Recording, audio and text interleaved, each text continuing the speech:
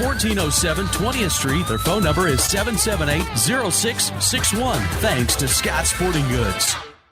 Cap's Pizza and Pub, a proud sponsor of the Fighting Indians and Christian FM, serving Vero for over 35 years. Cap's offers Italian cuisine, including pizzas, strombolis, calzones, hot and cold subs, plus wings. A family-owned and operated business, John and his staff are happy to serve. Cap's Pizza and Pub, 725 27th Avenue Southwest, Vero Beach, 772-770-2277, or capspizzamenu.com.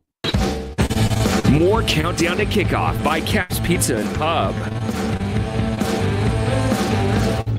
Well, Coach Jay, let's talk about your second family. Obviously, you got your first family, your wife and your kids and all that, but the second family is the young men that you're around a lot, and obviously they're around you a lot. I want to give you a chance to brag on the second part, the second family you have. Yeah, I mean, I think that's a great way to describe it, because we do get to spend a lot of time around each other, like it or not. You know, that's just kind of how it's set up, and you know, the opportunity to be around these guys on and off the field is, I think that's, you know, if you ever got into a high school coach's, you know, way of thinking, I think that's, you know, puts it plain and simple of why we do it, and that we get to. It's definitely the most rewarding part of the job is watching these, you know, young kids really develop and grow into young men, and then go on and be, you know, great fathers and great husbands and all the things that you hope that you may have had a small part in just because they got to play this great sport, you know. And so, and you know, we all come from different walks of life, and that's another great thing about the sport that I coach, is that, you know, we've got a little bit of everything, you know, and I think I've said this at the last couple banquets when I've talked to the team, is that, you know, the coolest thing that we've got going, and I would, you know, extend this invitation to politicians and anybody else, is that they could come into our locker room and they could see that people know how to treat each other. You know, they know how to talk to each other. There's people that get along, and we're not perfect by any stretch, but our guys treat each other the right way. They talk to each other the right way, and if they don't get along or they disagree about something, it surely isn't because of the way they look or because of how much money they make or where they live, you know. And so we've got some great kids, and we've got some. Our team GPA has been above a 3.0 the last couple of years, and when you have as many kids that we have in our program, I mean, I think that speaks volumes. So our kids are doing the little things. You know, it makes me proud when I get to see them talk to their moms and their grandmothers, and they're respectful to adults, and just the little things, and just watching them, you know, make strides and be productive citizens. I think that's what it's all about. So all those things get noticed. I think, you know, being involved in athletics, especially here at Vero, especially on the football team, I think they can sometimes wear a little bit of a bullseye, and people recognize them, and so we do hold them to a higher standard and expect a little more from them. But you know, all in all, I can say that they make us very proud to be around, and I think I speak for our entire coaching staff. We're proud of these guys, not just on the field but off the field as well. Well, I think you just mentioned it, your coaching staff. I think that probably has as much as anything to do with the kids that you have here. But the consistency in your coaches and then the character of your staff is pretty amazing. Well, I mean, we're close friends and we get along well, and I think I hope that you know, our players can see that, and whether they agree with our scheme or the play that's called or anything like that, I think you know, obviously I would have a biased viewpoint of our coaches as far as their football knowledge and all that. I think they're pretty good at what they do. But on top of that, and probably way more important, is they're great guys. And I think that, you know, every parent that we have on our, you know, every parent of every player that we have in our program should be proud that these guys get to be around their kids and get to be a small part of their lives. One of the things that's pretty neat is something that you guys do on Friday mornings, and that's the FCA breakfast, a complete voluntary. The kids got to get there on their own. But the amount of kids that show up to listen to someone give a talk and get a little breakfast. It's pretty amazing, Coach. You guys are doing a great job. When we come back, we're going to break down tonight's game against the Gators. You're listening to Countdown to Kickoff on your Christian FM.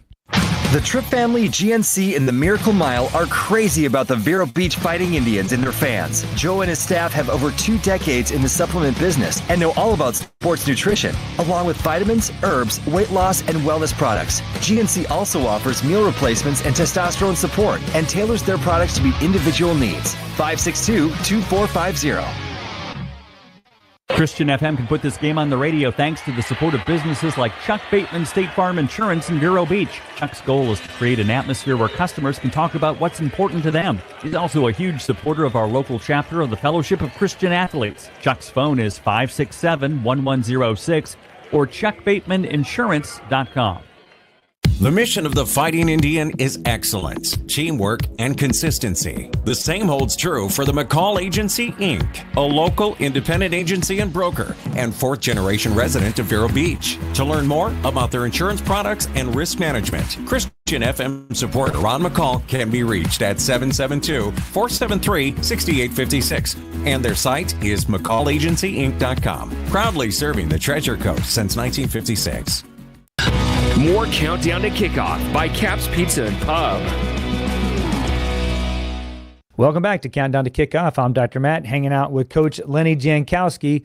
Coach, Vero takes on the Gators of Palm Beach Gardens tonight. They're coming off an impressive win over Atlantic. Having watched the film, where would you say their strengths lie offensively first? Well, for their offense, and they did have a big win. You know, Atlantic High School, you know, from Delray is typically one of the more talented teams in South Florida, and they had a big overtime win. I think the final's 39-38. So I think when you talk about Gardens offense, I think you have to start with their quarterback. I think he's the catalyst of, you know, everything that they're trying to do offensively, but they've got good skill around him. You know, it looks like they've got a good scheme, and you know, they're a balanced offense, and they'll run the football. They've got a couple different backs that they use, so those guys stay fresh, and he spreads the ball around to different receivers. We've got, you know, some playmakers on the outside and in the slot, and they run a couple different schemes offensively to you know, give you a ton to prepare for. So. But I think their quarterback, Brand Campbell, I think he's the guy that is you know, kind of the offense is revolved around there, and he gets them going and keeps them going, and he's a tough guy. I mean, he took some hits in that Atlantic game and kept it moving and going forward. And so again, we've got some challenges, some new sets of challenges this week, and we've got a lot to prepare for, and hopefully, you know, all of the work that we put in preparation this week comes to fruition tonight, because we're excited to get after it. Switching sides to Palm Beach Gardens, their defense, where would you say their strengths are? I like what they've got going in the secondary. You know, I think they've got some good skill back there, and I know that their corners are both good players. They've got a couple good safeties. And then, you know, even in all 3 levels of their defense, I thought that their D-line got after it. Their linebackers, you know, run to the football. So I don't think there's a ton of weaknesses there. I like their scheme. They mix it up a little bit. They mix it up in coverage scheme. They bring some different fronts at you where, you know, I think if you were to categorize it, maybe you may call this an odd front, which an odd front would be a 3-man front, but a lot of times they end up with that 4th guy there coming, and so again, it's some new stuff to prepare for, and we're just, you know, continuing to see some different looks from our different opponents that we've played. It's still early in the season, so we've got to be ready for just about anything that comes across us. Well, once again, a very good opponent that Vero is facing tonight. Coach, as always, we appreciate you sitting down and talking with us. We'll let you get back to the team, and I'll pass this up to the booth. You're listening to Countdown to Kickoff on your Christian FM. Hi, JW from Barker Air Conditioning. These hot and humid days sure do take a toll on your air conditioning system. Barker Air Conditioning offers our ESA annual or semi-annual maintenance plans to keep things in good working order. Barker Air Conditioning, servicing Indian River County since 1959. Thanks to Longevity Rehab Centers in Vero Beach and Sebastian, owned by locals whose mission is to help heal those who are hurting with a goal of getting them back to a productive life. Longevity Rehab has built a reputation of trust with their clients from the top down, offering both physical and massage therapy designed to restore, relieve, or maintain a healthy lifestyle. Blue Cross Blue Shield, Humana, Cigna, United Healthcare, Health First, Medicare, and most insurances are accepted. LongevityRehab.com. A septic system is only as good as the installation and maintenance. Reliable Septic is the name known along the coast for being the professionals who install and service these systems for both residential and commercial uses. They'll determine the on-site needs and design considerations for a complete wastewater treatment system thanks to Reliable Septic Service. 772-562-4242. More Countdown to Kickoff by Caps Pizza and Pub. Well, here we go. It's week 2 of high school football, and your Indians are hosting the Palm Beach Gardens Gators. I'm Paul Tipton, joined by Gary Paris, and welcome inside our broadcast booth presented by Joey's Downtown Dapper Barbershop and Downtown Dipper. Gary, last week we watched the Fighting Indians take on South Fork in the season opener. It was over pretty quick. It all got started, though, with some sparks and fireworks from our boy Justin Woolard, who set up with a 55-yard punt return. He did a great job of being in the right place, and it was the right call by the special teams as they were able to set up a blocking wall for him. And all he had to do was find that wall, and he did. I mean, the timing was impeccable. He just broke to the outside. He cut around it. And I don't know that anybody touched him. It was blocks all the way down. It's the kind of a return that every return man always dreams about having. Oh yeah, and it really got the Vero Nation pumped up, and it really just energized the sideline as well. In fact, if you see on that clip, you can see some of the coaches just jumping up and down, totally excited there. But then it was good to see this exhibition game. We did not see Quincy Rogers. No. But for the season opener, he was back. He'd been dealing with a little bit of a shoulder injury, but good to see him dress back out and had a nice little run. He did. I mean, his line gave him a crease, and you saw how quick he gets through there, and he's able to step one way, shoot back to the outside, and he goes downfield and picks up valuable over 20 yards or so on that carry. And the thing about what you like about him there, you saw the quickness. Now, the one thing Coach wasn't going to do, he wasn't going to give Quincy a lot of touches in this game. He wanted him to get some touches, but he didn't want him to get a lot. He was going to have Gene in there, and he was going to pass the ball around, little short passes and all, to get the ball into the athlete's hands. Yeah, and we also saw the freshman Jonathan Hillsman. He got a touch and actually had a nice run. He powered his way. Whoa. I could not believe it. I mean, he's a little guy, but he powered his way into that end zone there. So, yeah, a lot of different running backs got their hands on the ball on Friday night, and it was good to see that, get the reps in a game like that. You know, Gary, we talked about, you got Dre, who's going to get his catches. Yep. Wooler's now emerged as another weapon. But we felt like, if we could get a 1-2-3 punch, wow, this would be something. And we saw Gwynn have a phenomenal night. Yes, we did. And I'll tell you what he does really good.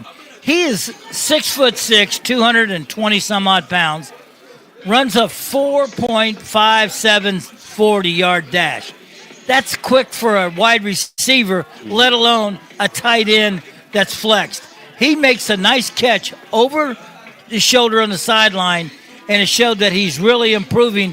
His game is really starting to pick up. Yeah, and this is a guy that, as a freshman, didn't really play much. As a sophomore, I think he was injured most of the time.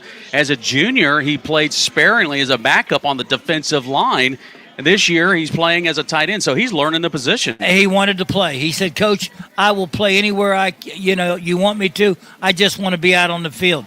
Coach said, I like your attitude. Let's make you a tight end. We can flex you because you've got a quick enough speed. He has all the tools, and Lenny believes in him, and he's giving him a chance to prove himself. Well, and he's already got some interest from some schools. He went to a camp up in Illinois during the summer, and the University of Illinois actually offered him a scholarship. So he's got a verbal commit right now to the Illini, and that's not even really – he hadn't even played it down as in the position. They can look at that clip on that first game, and they'll say, hey, so far our investment's pretty good. Yeah, absolutely. Then we were talking about with Justin Woolard, it's always easy to watch the flash of everything, but those guys will tell you first and foremost, there's 10 other guys on the field, and if they don't do their job, I can't do my job. And we saw a really good example of that when Woolard got a little shovel pass and got some blocking downfield that created a nice lane. He is such a gifted athlete. He kind of reminds you a little bit of MJ. Yeah. McGriff, when McGriff was here, he has that quickness. He gets around. He gets quick. He can accelerate and takes a really, really nice, runs a good route. And when he gets that little shuffle pass, he's around, and he's so quick out there. And the family has tradition.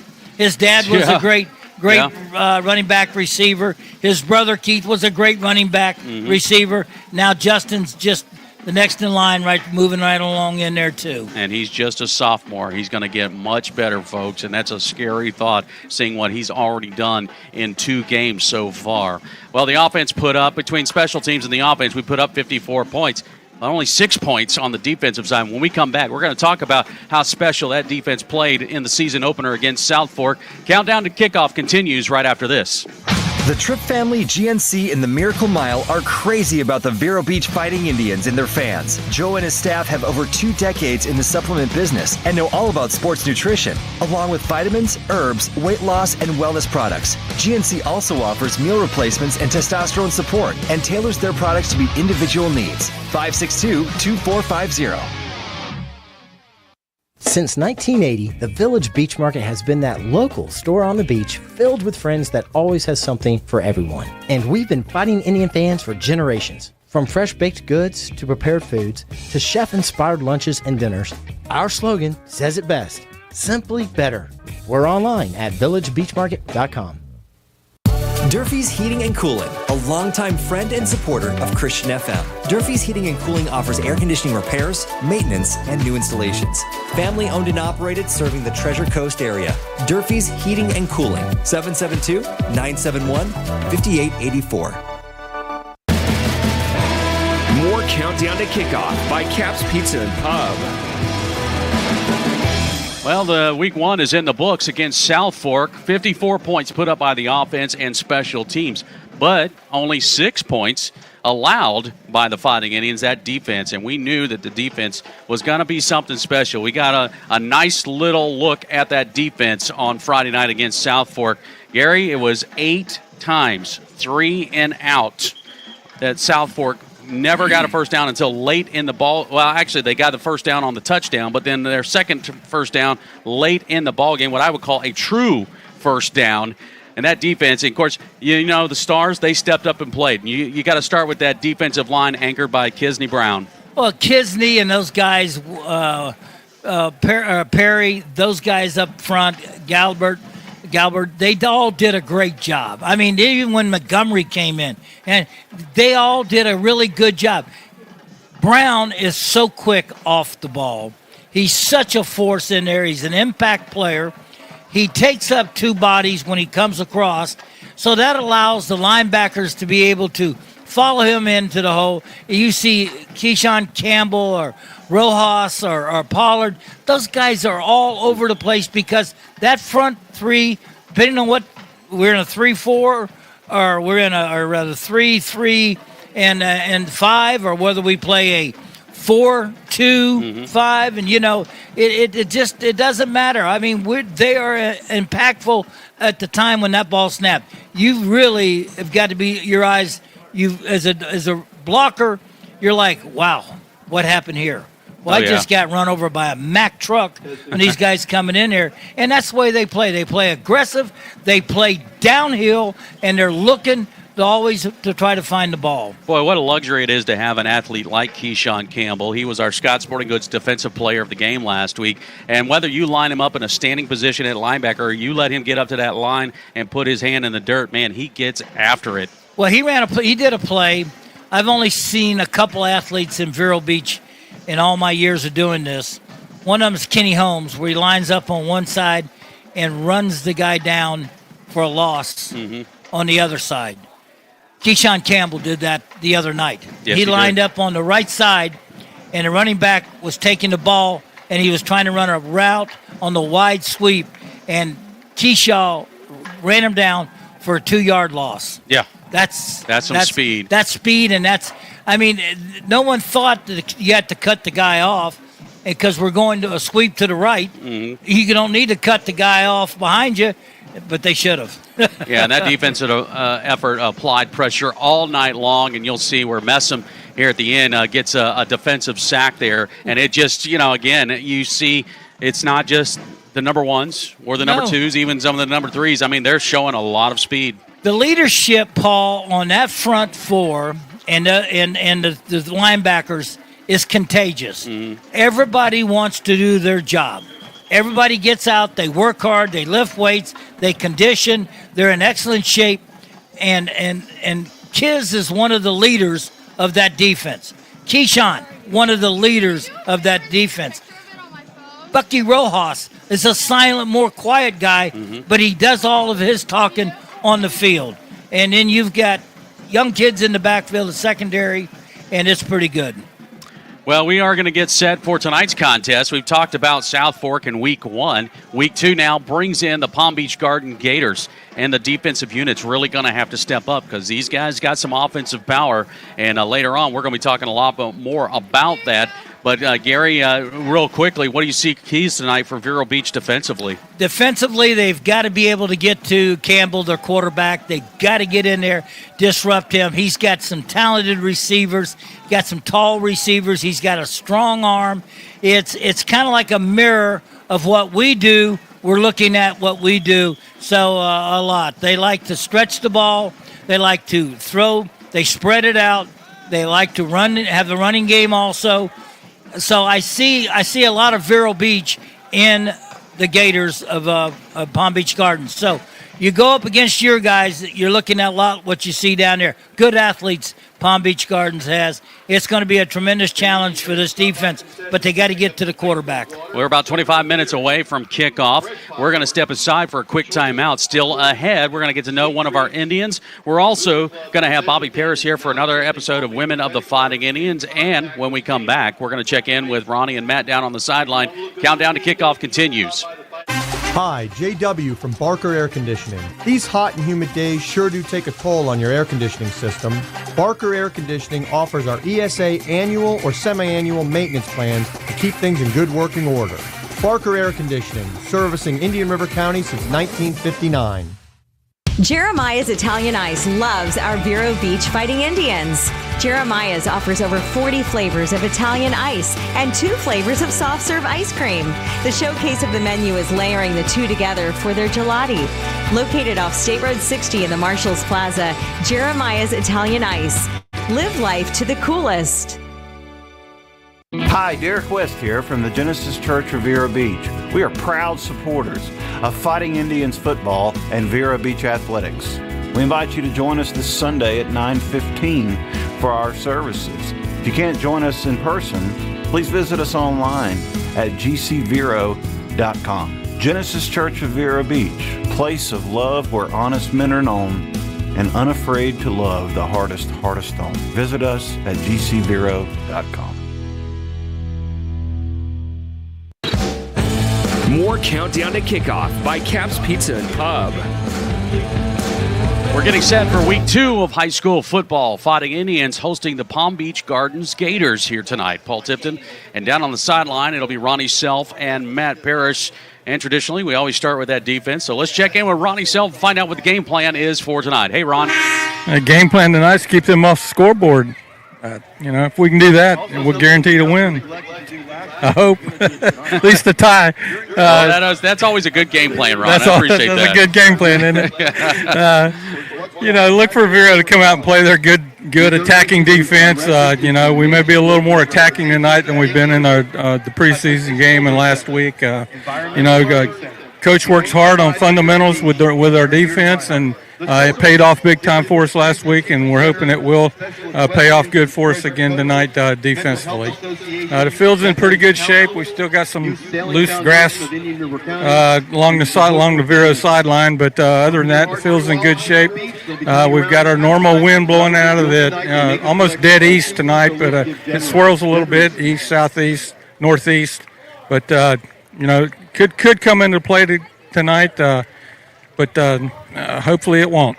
Well, if you want to really help out, Ron, you could just get a rake there and get some of that loose grass taken up, and be a real pal down there. Yeah, so. I'm not sure why it's still here, but I guess they're sprigging or something. I'm not sure, but it needs a little work. Look at Ronnie bringing out the landscape terms here. All right. Well, thanks, Ron. All right, let's turn over to the offensive side. We find Dr. Matt Paris. Hey, Matt. Hey, guys. So talking to the coaches tonight, it's all about the rules. All right, every parent wants their child to obey the rules. Well, the coaches are no different tonight, and the rules that they're hoping that our guys follow are the rules in that offensive line, because they are anticipating the Gators to give them as many different fronts as they've seen in most teams. We're going back to maybe a year or two ago where they were able to see several different fronts from that defensive line. From people like Lincoln and Lake Mineola, they gave us a lot of different looks.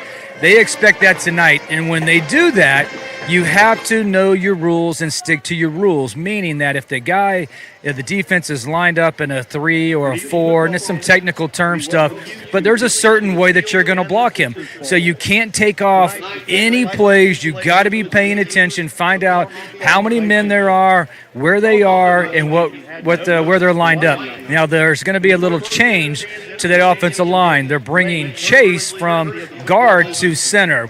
And nothing wrong with a young man that was there before, but he just came over recently, and Chase just knows the offense a little bit better right now, so they're going to give that other young man a chance to get to the offense and make the calls.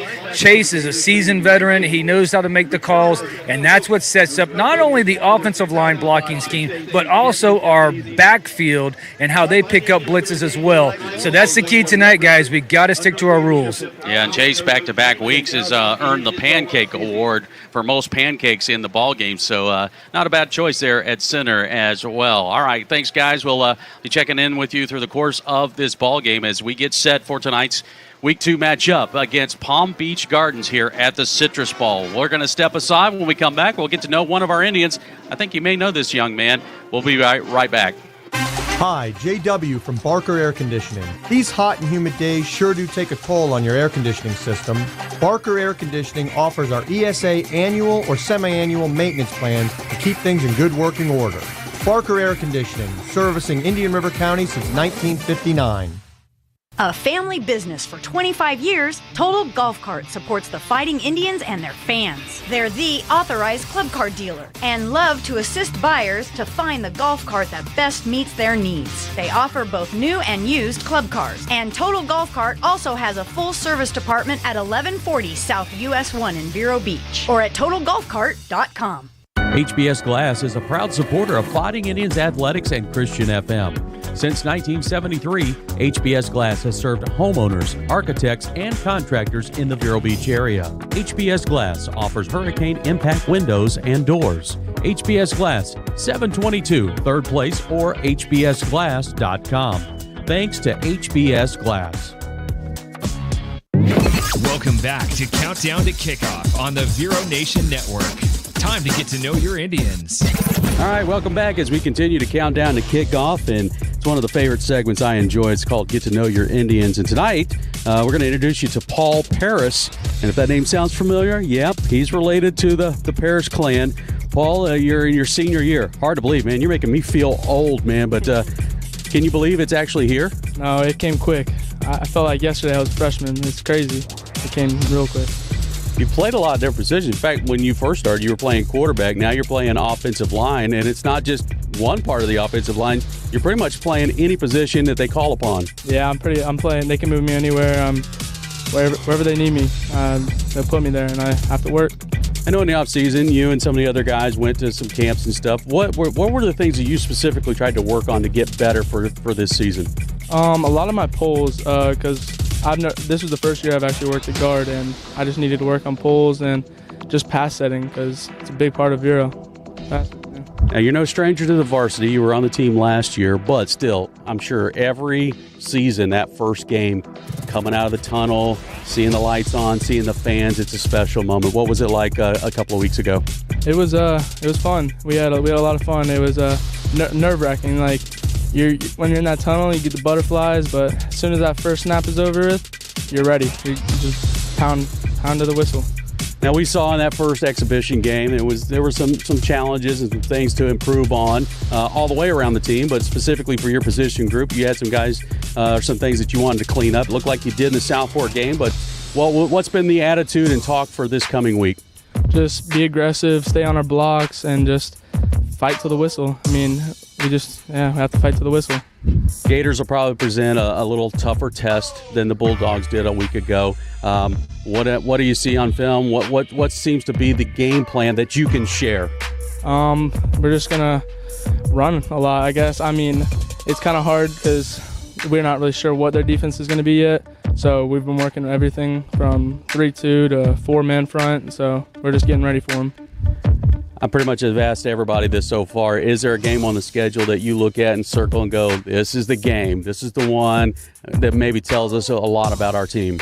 I mean, they're all important, especially since senior year, but I think Treasure Coast is the big one. We're all looking forward to it. Redemption. Yeah, exactly, for sure. All right, well, as I alluded to, the last name carries some weight on this broadcast because the majority of your family is a part of this broadcast in some way, shape, or form. But for those that don't know, why don't you talk a little bit about your family? Well, they're all pretty old, but had to throw that one in there. But they're all loving, caring. They're all trying to help me. They're trying to help me succeed, giving me tips all the time, supporting me, feeding me. Offensive line got to eat. But yeah, and just always calling me, like telling me good luck and stuff. So just supporting me mainly. Yeah, and this family's got a lot of heritage when it comes to athletics, and in particular Vero Beach High School. Do you ever feel the pressure of that? Oh yeah, I feel the pressure. I mean, Grandpa went to the NFL, so there's a lot of pressure. I have to be good, but I try not to focus on it. Just I know it's there, but I'm trying to do my best to just succeed. All right, when the senior season is over with, you'll turn your attention towards college. Aside from any scholarship offers, if you could pick a school and this is where you say, this is where I want to go and this is what I study, what are the answers? Well, I mean, I'd like to go to UCF.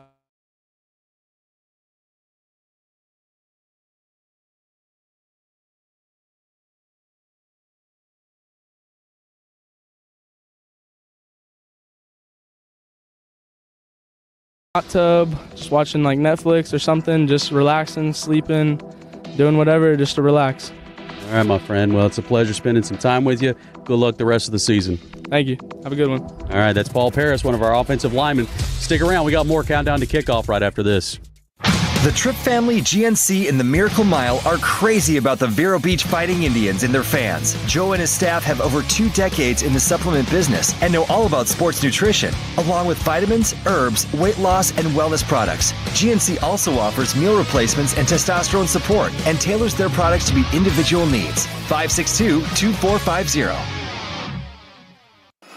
Air Docs of the Treasure Coast, cooling specialists, are Fighting Indians football supporters. They know how important it is to have a cooling system that can stand up to our Florida heat. Air Docs offers a full range of cooling and heating services, including repairs, tune-ups, and systems maintenance. Online at airdocsac.com and Facebook.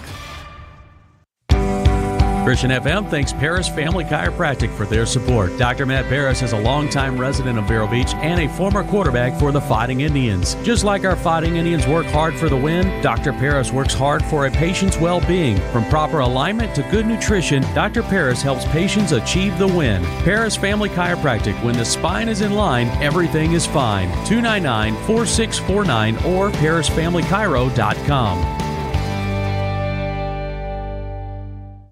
The Fighting Indians rely on teamwork, and so does Christian FM. One of those teammates is Scott Sporting Goods. Scott Sporting Goods features an array of sporting equipment, including clothes and shoes. They are also the ones that fit our Fighting Indians broadcast team with the Fighting Indians apparel. Located in downtown Vero Beach, 1407 20th Street. Their phone number is 778-0661. Thanks to Scott Sporting Goods. Perkins Pharmacy in Vero Beach is glad to be a supporter of Christian FM and to help put Fighting Indians football on the radio. Owner Edwin Perkins and his staff are all big fans of the Fighting Indians, and they hope Coach Jankowski and the team have the right prescription for another winning season. Perkins Pharmacy is on State Road 60, right across the street from KFC. Their phone is 978-6470. Cap's Pizza and Pub, a proud sponsor of the Fighting Indians and Christian FM, serving Vero for over 35 years. Cap's offers Italian cuisine, including pizza, strombolis, calzones, hot and cold subs, plus wings. A family-owned and operated business, John and his staff are happy to serve. Cap's Pizza and Pub, 725 27th Avenue Southwest, Vero Beach, 772-770-2277 or capspizzamenu.com. It's countdown to kickoff. Now, here's Bobby Paris. Welcome to Women of the Fighting Indians. This is Bobby Paris, and I have the distinct privilege of interviewing the moms of our varsity senior players. These athletes have worked very hard to reach this level of football. But if it were not for their moms, all these years getting them to practice, making sure grades are on target, nutrition, and so on, I'm not sure they would have made it. That's my opinion. So one of these moms I'm interviewing tonight is the beautiful, vivacious Nikki Paris. Welcome, Nikki. Well, thank you very much, Bobby. Okay, so this is about you. Nikki is the mom to Paul Paris, number 69, 6'4", 280 pounds. He is right guard. Paul is a big boy, a gentle giant off the field, but a force to be reckoned with on the field. And yes, folks, we don't just happen to have the last name, but he is my grandson. So it's hard to keep this interview to 10 minutes. But Nikki, like I said, this is about you. So tell us about yourself. Well, okay. So I moved to Vero Beach after growing up in Bowling Green, Ohio. I ended up going to Bowling Green State University and graduating from Bowling Green as well as physical therapist assistant school. And I moved to Vero Beach in 2001 for a job with Health South at the time doing physical therapy. And 2 years later, ended up meeting GT. So we have now been married 18 years and we have not only Paul, but we also have a daughter by the name of Addison who is almost 16. She is a sophomore here at Vero Beach High School, and she actually is a student athlete as well for Vero Beach. She plays varsity lacrosse. So she joined the varsity lacrosse team last year as a freshman. So we were very proud. As far as what I do right now, I am currently lucky to be employed by VNA. I am working in the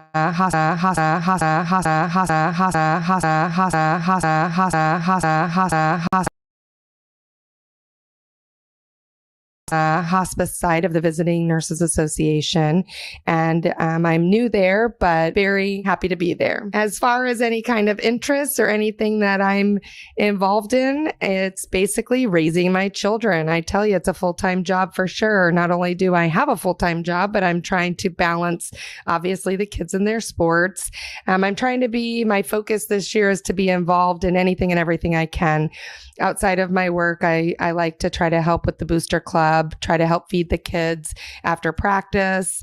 I like to try to get involved as much as I can and be on top of everything and try to get as involved as I can. I think that's great. And we are so blessed to have you in our family. And because we have such a large family, there's always something going on. Somebody's birthday, somebody's anniversary, something, wedding, baby being born. So that's part of our interest too. So, you are extremely busy. How do you keep it organized with home and Addie's not driving yet, but soon to be, but carting her around. She's got travel, lacrosse and everything. So how do you keep it organized? Well, like I always say, we're in survival mode. So I actually said that Monday morning.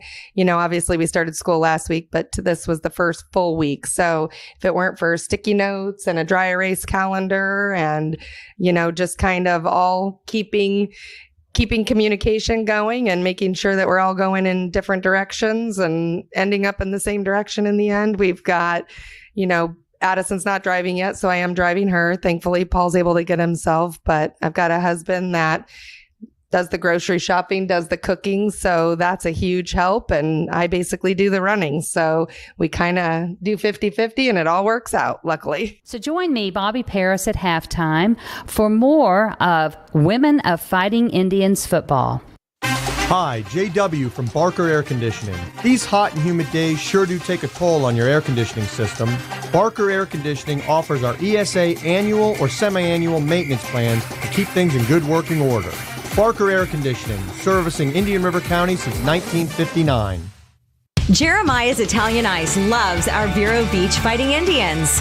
Jeremiah's offers over 40 flavors of Italian ice and 2 flavors of soft serve ice cream. The showcase of the menu is layering the two together for their gelati. Located off State Road 60 in the Marshalls Plaza, Jeremiah's Italian Ice. Live life to the coolest. Getting set for week 2 of high school football. Fighting Indians here at the Citrus Bowl in Billy Living's Field. They'll host the Palm Beach Gardens Gators here tonight. Both teams coming in at 1-0. Gators with a thriller last week over Atlantic, 39-38 in overtime. Vero Beach over South Fork, 54-6. Let's take a look at the Fighting Indians starters for tonight on offense. Up front, it will be Eric Benitez, Paul Paris, Chase Stevens, Ben Hall, and Dalton Jordan. Their job will be to protect Tyler Aronson. Tyler last week, 11 of 15, 232 yards and 3 touchdowns, no interceptions.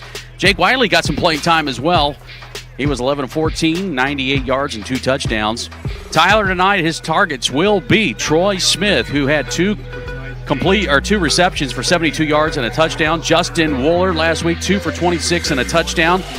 Vendravius Jacobs, 5 catches, 127 yards, 2 touchdowns. And Nate Gwynn had 3 catches for 44 yards in the backfield. It's Quincy Rogers, 3 carries last week for 11 yards. And Jaquan Jean with just a little bit of playing time. And also saw Jonathan Hillsman who got some playing time, 5 carries, 30 yards, and a touchdown. The big test tonight for that defense, it's going to start up front with Perry, Kesney Brown, Gene Galbert. Linebackers, it'll be Bucky Rojas, Keyshawn Campbell, Kevin Pollock.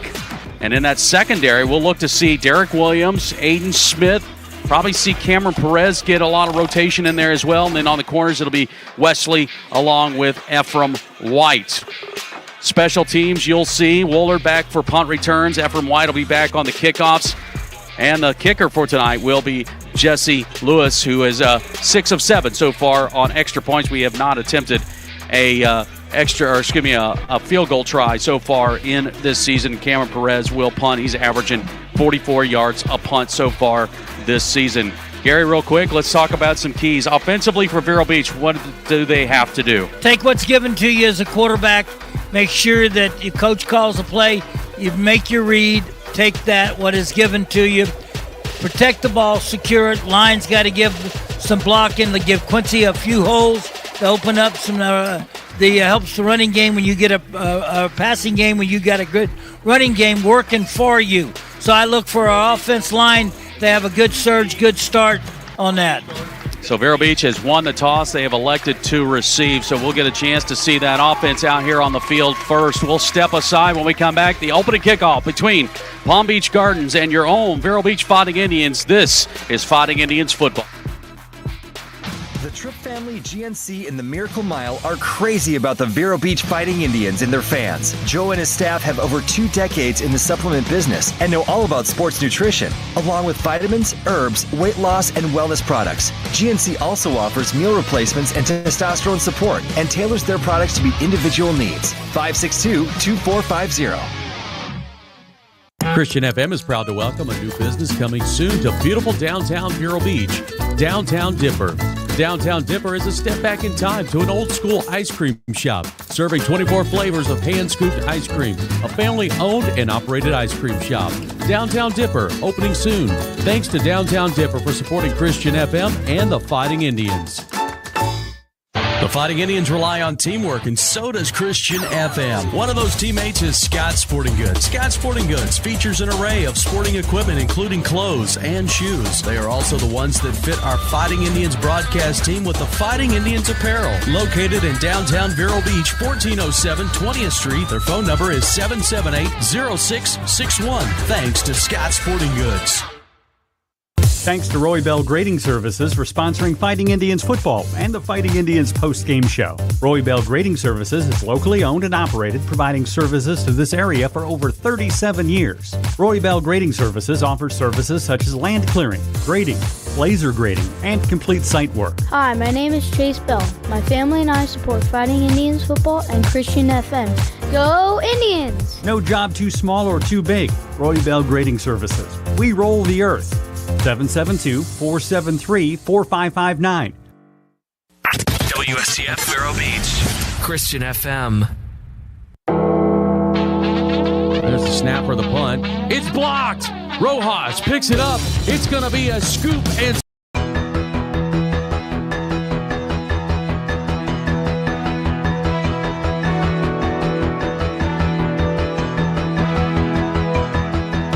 boom. Pressure on the snap. Defense in the backfield. The ball's loose. And the Indians have it in the end zone for the touchdown. Handoff's going to go off to the right side. Jaquan Jean's got it. There's a little bit of a hole. He's off to the races. It is to the 15, to the 10, to the 5. Score it, Jean. This is Fighting Indians Football. Vero Nation Network and Christian FM Sports presents Fighting Indians Football with Matt Paris, Ronnie Self, Gary Paris, and Paul Tipton. A packed-out stadium watched the season begin with a 54-6 win over South Fork. The Fighting Indians jumped to a quick lead and never looked back. The Gators came from behind to win a thriller in overtime over Powerhouse Atlantic. Week 2 puts these two undefeated teams on a collision course. Gators, Indians. Friday night lights are on, and it is game time. Hey, Vero Nation, Paul Tipton along with Gary Paris. We welcome you to Fighting Indians Football. We're proud to bring you our 26th season of Indians Football. It's presented by the GNC in the Miracle Mile. The Fighting Indians have won the toss. They have elected to receive. They are set up on the west end of the football field, and they're getting set for the Garden Gators to kick off here in just a second. Last week, the Fighting Indians got things started off with an electric punt return by Justin Woolard for 55 yards, and it was all operations go from there as Tyler Aronson and the offensive unit was able to put touchdowns on the board almost at will, and they end up with a running clock in the second half and finish the ball game off 54-6, a good season opener. But now the challenge gets tougher here as at Palm Beach Gardens. They were in a dogfight last week with Atlantic. Atlantic traditionally a powerhouse. It came down to an extra point in overtime. And the Garden Gators come out with a win and are 1-0, and they are set to kick off to the Indians from our left to right. Gators get the signal. Kick is away. High. Caught near the goal line. White working to the right. Tries to slide between two defenders. Gets to the 10 and stopped at about the 12-yard line. I tell you, that shows you what a good kickoff, high and deep. They may have been better off to let that ball go into the end zone. Anytime you've got to back up to get the ball, you lose a certain amount of momentum. Now the Indians will start at the 13-yard line on this series. 232 yards in the air for Tyler Aronson last week. 3 touchdowns. He was 11 of 15 last week.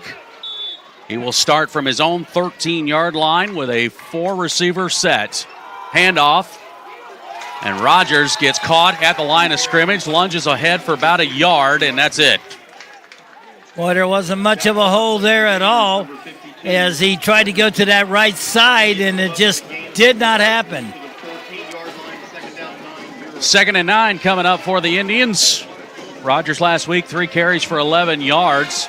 Swing pass for Rogers. Left side, shakes off a tackle, past the 15 to the 16. He got Rogers on a swing pass that time to the outside, trying to get his athleticism involved in the game. But blocking didn't help there, and he only picks up a yard or so, too, maybe on that one. So brings up 3rd and 6 or 7 right now. Spot the ball at the 17-yard line. Indians will send trips to the right side. Rogers in the backfield. Aronson. Keeper up the middle. Aronson, he's through the 25 to the 30-yard line and an Indian first down, and he lets you know. Well, it was a great read. What they did is they cleared the middle, took that middle linebacker out of the middle of the defense, and when the defense opened up, Aronson went for the first down. Quick tempo, quick pass right side. Right side, Dre. Flag is down. Dre still on his feet to midfield. I got a feeling this one's coming back. Yeah, that should have been a late hit on Dre out of bounds over there too.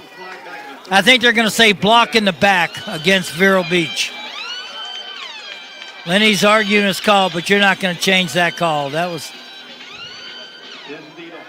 And they're going to call a hold against Vero Beach. The flag sitting at the 30-yard line, right at the line of scrimmage. One of the receivers or maybe one of the linemen that came down on that screen pass that time may have been the one that was got to be the bad guy on that one. With a lack of trying to make somebody sound really bad. he got caught for holding. That's all. So they'll say, I guess, from the 31, they'll mark it back 10 to the 21, or actually it looks like it's going to be right at the 20. That buries you deep. That's first and 19 now. Yeah, that's going to make it a little challenging here. Let's see what they can dial up with twin receivers on either side. Aronson looking to throw. Rolls out. Now he's going to run. Fires and nearly completes it. He was looking for Rogers on the far sideline. Good defensive play by the Gators. Completed to whom? That ball was almost picked off that time, too. He had Rogers. He thought Rogers was going to step back toward the ball, but the defender makes a great effort at the end and knocks it down. So nothing there. I mean, he had time to throw the ball. Give the Gators good credit for good coverage downfield. Give them credit for that. That was. So looking at 2nd and 19. Opening possession of this ball game. The Indians got a first down, but the penalty then took them back. Twin receivers on either side. Tyler looking.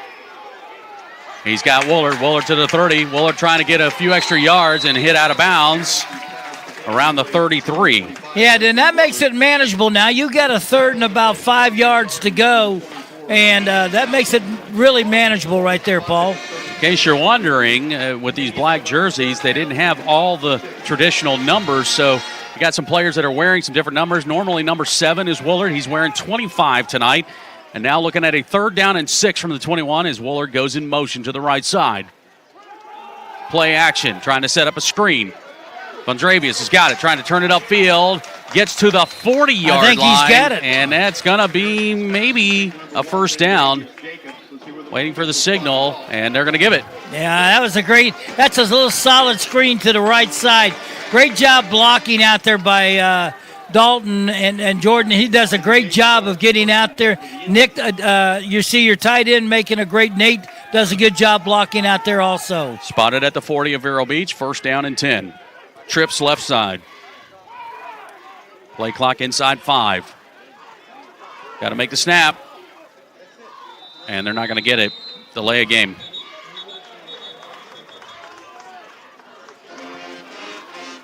I don't know if that was late getting in and they just didn't get it, or they got to be aware. The quarterback's got to be aware of that clock. We got him at both ends of the field. Now that's 2 penalties after first downs. Yep. That are haunting this team. We were able to overcome the holding penalty. Now we got to see. Now it's 1st and 15. Yep. Spotted back to the 35. 1st and 15. Going to go trips left side.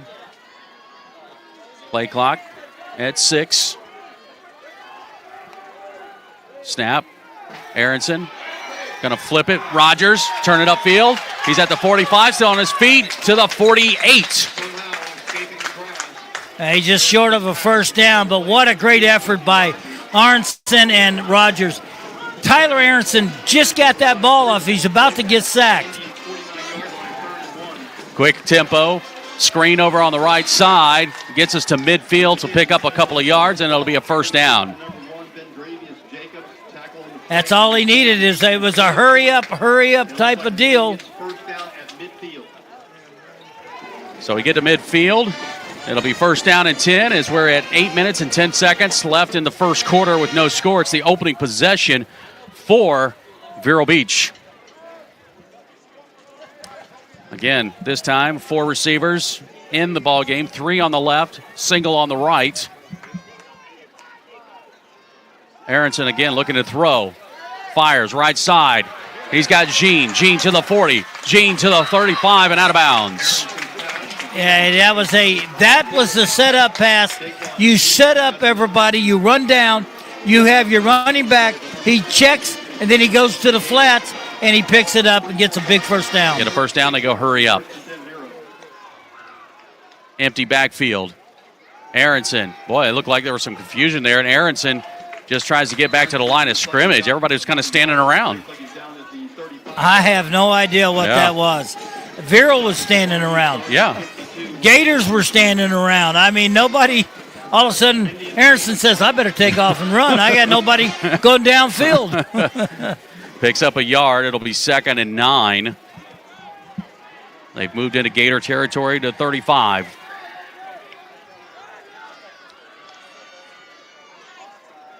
Aronson looking to throw again. Fires over the middle. There's Vondravius to the 10, to the 5. Touchdown, Dre. Flag on the play. That might be a rough on the passer.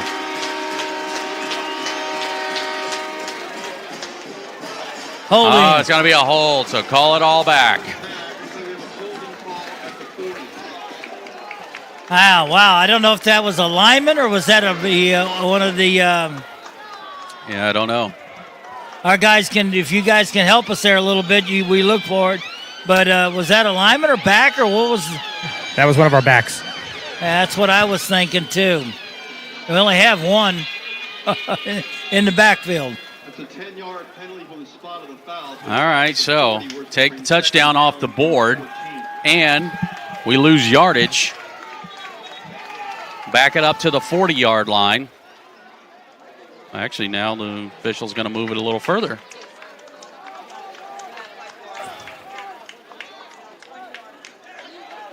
Yeah, you're right. Don was saying a penalty on the 40, so yeah, it would be 10 yards back to midfield.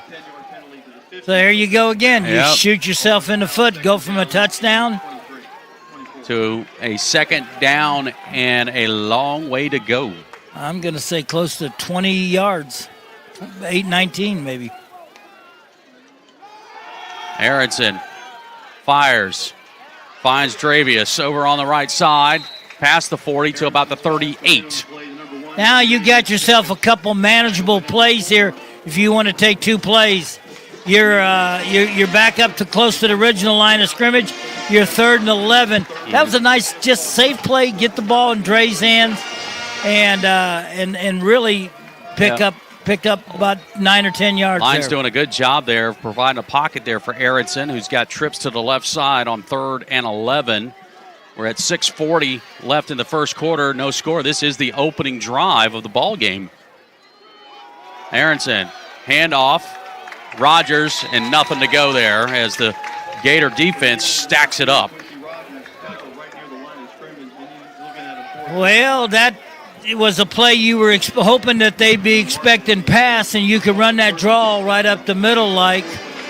Yeah, they guessed right. We didn't. So it's going to be 4th down and 11.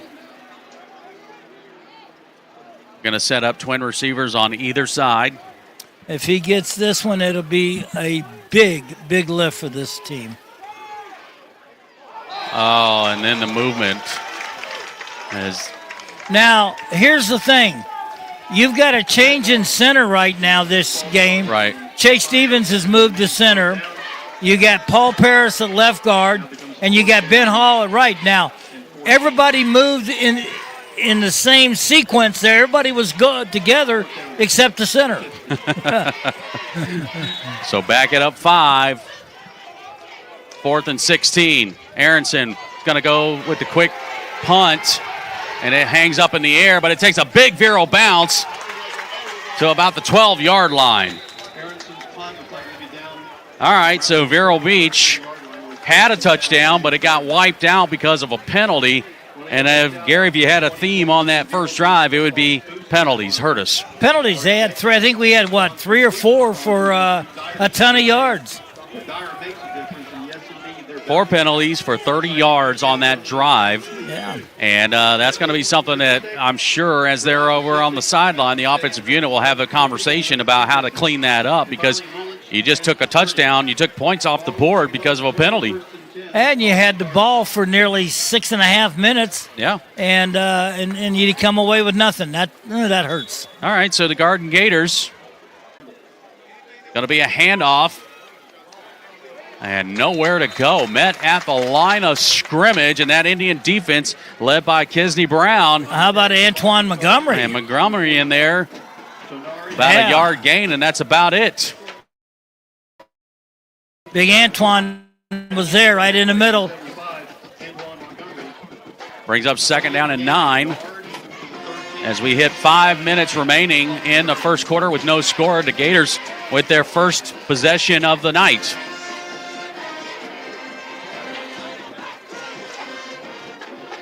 Gators will send 2 receivers to the left side now. Receiver's going to go in motion and stop. Handoff, working the left side to the 15, 20, 25, and to the 30, and a Gator first down. Lost all your angles on that opportunity there. The running back came up, bounced to the outside, and the problem was good job blocking, but we lost the angles of to make that tackle, make it as fast as we could. We'll step aside for a water break. It's 4:40 left in the first quarter with no score. The Tripp family, GNC, and the Miracle Mile are crazy about the Vero Beach Fighting Indians and their fans. Joe and his staff have over 2 decades in the supplement business and know all about sports nutrition, along with vitamins, herbs, weight loss, and wellness products. GNC also offers meal replacements and testosterone support and tailors their products to meet individual needs. 562-2450. This is Fighting Indians football on the Vero Nation Network. Brought to you by Molinari Pools. Let's join Gary Paris and the voice of the Fighting Indians, Paul Tipton. So the Indians get the opening kickoff. They rattle off about 13 plays, end up having to punt the ball away because penalties. Penalties hurt them on that drive. It took a touchdown off the board. The Gators now have touched the ball for the first time, and we're at 4 minutes and 40 seconds to go in the first quarter. And this is going to be the third play for the Gators, who just got a first down, as Campbell's going to let it fly, trying to hit his receiver out on the flat, and it's going to go incomplete. He was looking for Kenyon Stevens, who had a stellar night last week. 9 catches, 107 yards, and 3 touchdowns. How about Derek Williams on that play right there? He read it and knocked it down as the ball got there. Great job by Derek covering him on that quick out to the outside that time. Yeah, the safety at 6 foot, 185 pounds, as just a junior, making a good play there for the Fighting Indians. Stops the clock on the incompletion at 4.5 to go in the first quarter, and we've got no score. The Gators are at their own 29. Campbell trying to get his skill guys in the right position as he's going to send his receiver over far wide to the right side. And play clock's going to go to 0. So move them back 5 yards and turns it into a 2nd and 15 now for the Gators. A little bit of confusion for both teams so far, but at that one there, the quarterback, Campbell, and the wide receiver were out of sync in communicating there, and they couldn't get the right movement and it ran out of time. 2nd and 15 from the 24 of Palm Beach. Campbell, flag comes in, rolling out, pressure coming. He just lets it fly. And new rule this year, you can throw the ball away if you're outside the tackle box. And let's see if this is going to be either offsides or not enough men on the line. Yeah. Yeah, it's going to be an illegal shift. Yeah. They just didn't have enough people on the line of scrimmage. Yeah. So Gators will back up a little bit more. That's declined. It brings up third down. Third down and long, Yeah. so it'll be a 3rd down and 15. I like the rule that you can throw that ball. Oh, I absolutely love the ball. I've been waiting for that rule for a while. You know, for years I've said that. So 3rd down and 15 for the Gators from their own 24. Receiver's going to go in motion towards the left. Campbell on the handoff. And met right at the line of scrimmage. The black shirts are swarming to the ball. Yeah, they may have picked up 3 or 4 yards on that, but I'm going to tell you, maybe 2 yards on the play. Kisney Brown getting in there. And no gain on the play, and punt time for the Gators. Indian defense, after giving a penalty, and now the penalties come back to haunt the other side. Penalties have haunt both teams. We're not even in October yet. Not even there yet. So Tucker getting set to punt the ball away. Jacobs back deep for Vero Beach.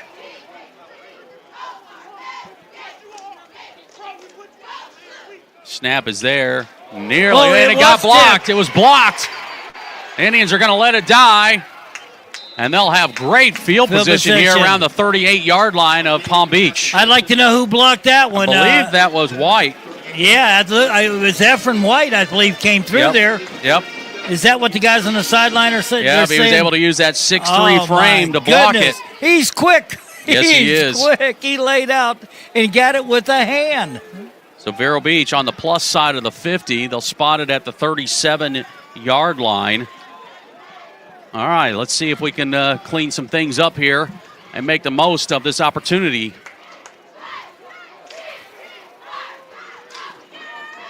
Aronson, handoff. Rogers spins out of one tackle but runs into 3 other shirts there, and a flag comes in.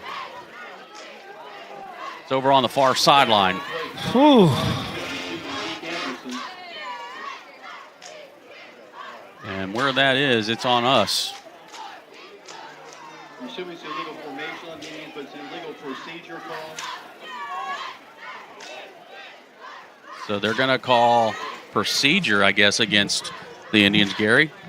Yeah, and I'm trying to figure out who. I can tell you this, Coach Jay is going crazy over there. I didn't see it. Yeah. So that's going to move us back now to the 41-yard line.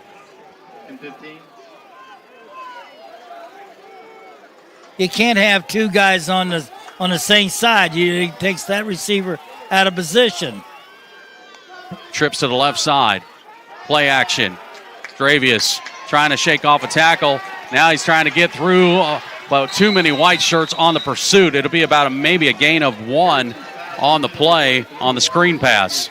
Well, I'd hate to be in the film room on that one because he had no blocks. No blocks at all. No help. No blocks. No help at all on that one. That one was, he got that one. That was all by himself.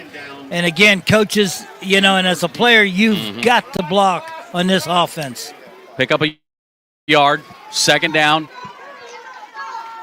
Aronson let it fly. Got hit as he let it go, and it falls incomplete. Tucker on the blitz for the Gators. It was a blitz on the outside. The corner come flying around, and nobody's got him because he's outside on the corner. And what he did is he timed it perfectly as he was able to get around and make that hit. That was a good job, good call by their defense. So now it's 3rd and long, 3rd and 13 at the Gator 40. Indians will go trips to the right. Now Rogers is going to slide back over next to Aronson. Play clock's at 10. Aronson looking, fires. He's got Rogers. Rogers trying to get to the edge. Now trying to stutter step, and there's too much pursuit. There are 4 Gators over there with great pursuit. Now it's going to be 4th and long for Vero. Yeah, again, the penalties have hurt again. Again, you're haunting yourself with these penalties, and it's hurting their whole scheme of offense and the plays to call. Pickup of a yard. It's 4th and 12 from the Gator 39-yard line. Got 1:39 to go in the first quarter. We've got no score.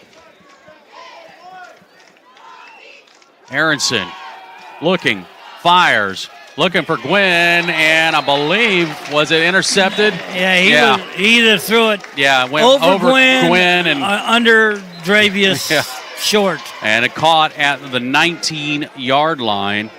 A flag there is on a the flag, play. though. Let's check this penalty here. Say maybe late hit. Let's see what the penalty is.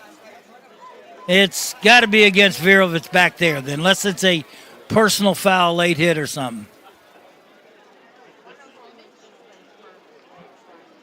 We'll wait to see the call here. The official's going to go roughing the passer. All right. That's a 15-yard penalty. So that's going to wipe off the interception, and Vero Beach is going to get a first down.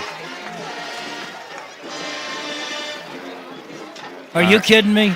Oh, wait a minute. Let's go down. Matt, what was the call down there? Yeah, guys, the defender, as he was coming around, his hand as he was sweeping down, caught Tyler right across the helmet and to the face mask. And obviously they're going to try to protect from that. And, roughing the passer. Okay. Wow, that's what either it was holding or roughing the passer. That's it. At the 24, it's first down and 10. Indians now with an opportunity. See if they can cash. Going to go trips to the left side. Single receiver on the right. Play action. Dravius goes up high, catches the ball. Shakes off a tackle down the sideline. 5. Touchdown, Dravius. Hey, how about this? I don't see a handkerchief on the field. Say it ain't so. Come on. Say it ain't so. It is. What a great catch. And I'll tell you what, he makes that catch, and it's pure athleticism after that. He gets a block from Troy Smith out there.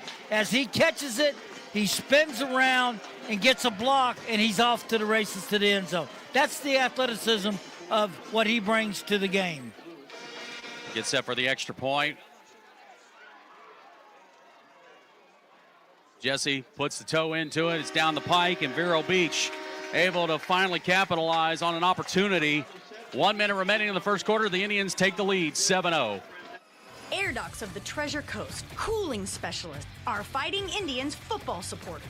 They know how important it is to have a cooling system that can stand up to our Florida heat. Air Docs offers a full range of cooling and heating services, including repairs, tune-ups, and systems maintenance. Online at airdocsac.com and Facebook. Since 1980, the Village Beach Market has been that local store on the beach filled with friends that always has something for everyone. And we've been Fighting Indian fans for generations. From fresh baked goods to prepared foods to chef-inspired lunches and dinners, our slogan says it best, simply better. We're online at villagebeachmarket.com. 37 yards in 4 plays. It felt like a whole lot more than that with some of these penalties adding up. But in the end, Vero Beach gets the score, leads 7-0. That McCall Insurance Agency scoring drive as the kickoff. Gators on the bounce, and great pursuit as the Indians pursue all the way back to the 12-yard line. That's a mental mistake there by the Gators to let that ball hit the ground. Yeah, they just kind of bounced. They were just kind of watching it. That's a free ball. Yeah. And that anybody could have, if Vero had recovered it, it would have been their ball right there. And somebody wisely came up and grabbed it for the Gators, but he had no opportunity at all. Great pursuit. Great job of covering on special teams. Second time tonight, the Gators are going to start from their own 12-yard line. This is actually just the second time that they will have the ball with 53 seconds remaining in the first quarter, and Vero Beach now leading 7-0.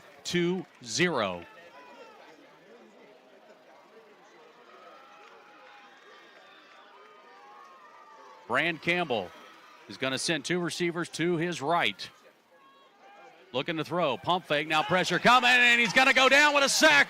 Man, there are 5 black shirts in there, led by Kesney Brown. And they had a blitz, too, from Ephraim White from the outside. His corner blitz coming in there, too. So that was a we'll meet you guys in the backfield together. Back up in at the 5-yard line. 2nd and 17 coming up for the Palm Beach Garden Gators. 20 seconds and counting left in the first quarter.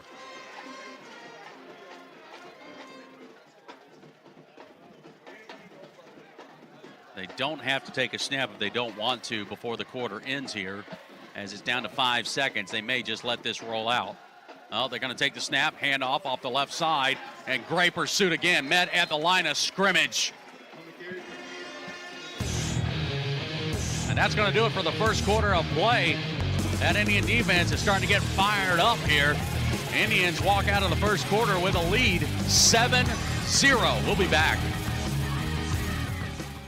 A septic system is only as good as the installation and maintenance. Reliable Septic is the name known along the coast for being the professionals who install and service these systems for both residential and commercial uses. They'll determine the on-site needs and design considerations for a complete wastewater treatment system, thanks to Reliable Septic Service. 772-562-4242.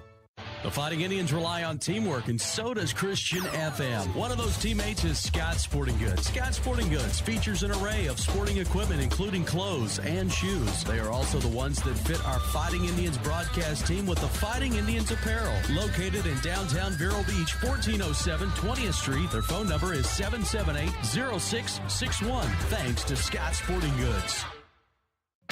This is Vero Beach Fighting Indians football on Christian FM. Let's join Gary Paris and the voice of the Fighting Indians, Paul Tipton. It's another beautiful night here at the Citrus Bowl in Billy Livings Field as we prepare to start second quarter. Paul Tipton, Gary Paris, Ronnie Self, Matt Paris, Derek West, and Don Dexter here tonight. Week 2 of high school football has your Fighting Indians hosting the Palm Beach Garden Gators. First quarter went by a whole lot faster than it did last week, but there was also a lot of things happening in that first quarter, particularly with a lot of handkerchiefs on the field. 8 penalties, I believe, in that first quarter. Gary will talk more about that in just a moment as a 3rd and long coming up for the Gators. Campbell's steps up, fires, looking for his receiver, spins out of one tackle, but another black shirt is there. Right up around the 20-yard line. There is a flag down, though. Surprise, surprise. You'll be holding probably against the Gators on this one. They're all walking back. And that'll be half the distance to the goal line. So now that makes it 9, I believe, now, Gary. Yeah, we had 5, and they've had 4 now. It's been a, you like to think that in between your first and second game, you're going to get improvements in the game. Yeah. And one of the things is the flags that have been being thrown. They're going to decline that penalty, Gary, because they didn't have enough yardage on that 3rd down play, so that's 4th down. They're going to punt this ball away. That's what they're going to do. It's going to be 4th and about 4 yards. Yeah, you surely don't want to leave the ball down there. No. And they're going to take a timeout here. Gators to talk about it. Oh, Gary, you talked about this. I mean, you hope that between week 1 and week 2, and even your exhibition game, that, by now you're starting to really clean some of this stuff up. And I think some of it is, but, there's still obviously room for improvement. You got to try to figure out what these guys are calling what's holding. You know what I mean? A lot of times these guys are taught to keep their hands inside. Yeah. That doesn't necessarily mean they're going to get a jersey, not get a jersey every now and then. Right. But that's keeping the thing inside of you right here. Now, when they pull away, you got to let go so the official doesn't see it. If you put it outside, you're going to get called. But there was a couple of those. The guys on the sideline said that they looked on the video and they didn't see it. So that would be one of those. That's the one that took away the touchdown. That will be one of those that Lenny will probably send into the office and tell them, hey, this hurt. I tell you what, though, that defense on that last series really fired up as the punt is away. Willard's going to let it bounce as it gets across midfield, and will stop around the 48-yard line of Vero Beach. That wasn't a bad punt for them. I mean, it could have been a lot especially worse. into the win. And do we have another flag? Yeah, we got a... Okay, probably just a sideline warning over there. Yeah, you got those coaches at Vero. And again, Vero's sideline is not a big sideline. No. I mean, if you look, you got the track, an old track that's no longer in use, and you've got a little bit of grass, and then you've got the 3 yards you got or whatever they use between the sideline and the edge of the field. So they'll spot that ball where it came to rest at the 48-yard line of Vero Beach. Here's the thing that's bad. The players are pushing, and the coaches are trying to get around them and get above, out there to make the signals. Aronson on first down. Handoff. Rogers tried to cut back to the middle. Lost his footing a little bit, and that was just enough for the defense to catch up, and it'll be pretty much a no gain. Yeah, you got to get a good surge. You got to get that surge downfield. You got to get going downfield. You can't catch them and let them knock you back. 2nd and 10. 7-0 lead for Vero Beach in the second quarter. Receiver in motion. It's Woolard. Aronson looking to throw. Going downfield. Woolard's there. Oh, man. Just a little too far for Woolard to bring it in. You were trying to do a little bit of a rub route there on that wheel route to the outside.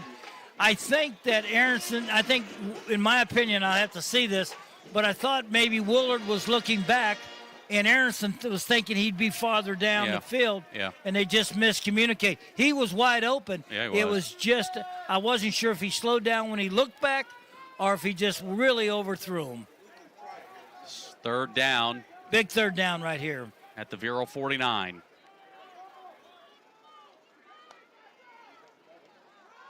Play action. Going over the middle field. Dre's open. Caught. Touchdown. Von Dravius, his second of the night. 51-yard catch by Dre. Is a great play fake and a great move by Von Dravius Jacobs. He goes down. He makes a move like he's going outside, bends back to the middle of the field, and their defender is still turning, and he's by him by 5-7 yards on that play. Wow, what a play. Von Dravius Jacobs. And a great throw. You're right. And the other is the protection. Yep. The protection was so good. Are you saying there's more than one guy out there on the field? Yeah. Okay. There's your favorite play, Gary. Swinging gate. Yeah. I love you, Coach Jay, but I just don't like that play. I like that. Jesse Lewis getting set for the point after. Kick is up. And it is good. Vero Beach, consecutive possessions, touchdowns, results. It's a 14-0 lead. The mission of the Fighting Indian is excellence, teamwork, and consistency. The same holds true for the McCall Agency, Inc., a local independent agency and broker, and fourth-generation resident of Vero Beach. To learn more about their insurance products and risk management, Christian FM supporter Ron McCall can be reached at 772-473-6856, and their site is McCallAgencyInc.com. Proudly serving the Treasure Coast since 1956. A family business for 25 years, Total Golf Cart supports the Fighting Indians and their fans. They're the authorized club card dealer and love to assist buyers to find the golf cart that best meets their needs. They offer both new and used club cars. And Total Golf Cart also has a full service department at 1140 South US 1 in Vero Beach or at TotalGolfCart.com. And the kickoff by Vero Beach is going to go out of bounds right around the 2-yard line, so that'll be a penalty. And a sad thing, Paul, is it's a penalty for going, but it was a great kick. It was high up and it hit and just rolled over to the side instead of go. I mean, they're letting the ball hit the ground. 52 yards, 3 plays. A 51-yard catch by Von Dravius Jacobs. He gets his second touchdown of the night. Aronson, his second passing touchdown of the night, and Vero Beach leading 14-0. And this scoring drive brought to you by the McCall Insurance Agency. All right, Gary, the defense is obviously on that last possession. They figured out a couple of things, and they are starting to ramp it up. I'm still laughing because I interrupt the scoring drive. That's about the third time I've done it, and we've only played 3 games now. I'm sorry. Very much like the Indians got to work on their penalties, you've got to work on the interruptions. So, I love Ron McCall, man. I think he's great. Sorry, Ron. I just was trying to explain how they got the ball on the 35-yard line. And you did. You did a great job. If only we had a telestrator. That's next year's budget. So we are at 10:25 in the second quarter. It's a 14-0 lead after the penalty. The ball spotted at the 35-yard line for the Gators. Campbell looking to set up a screen. Receiver's got it, trying to turn it upfield. And Keon Stevens with the catch, able to get a couple of yards. Bucky Rojas and Kiz are in on that. Bucky makes them slow down, wraps them up, and then Kiz gets the rest of it. So good job there. Picks up a yard or so on the play, brings up second down. Spot the ball. 37-yard line. Second down and 8. Roll out right. Campbell fires. Caught by Stevens. Takes a shot and gets a first down. And there's a flag in the backfield. Well, there had to be a holding call because the defender shirt was being grabbed from behind to not get the quarterback.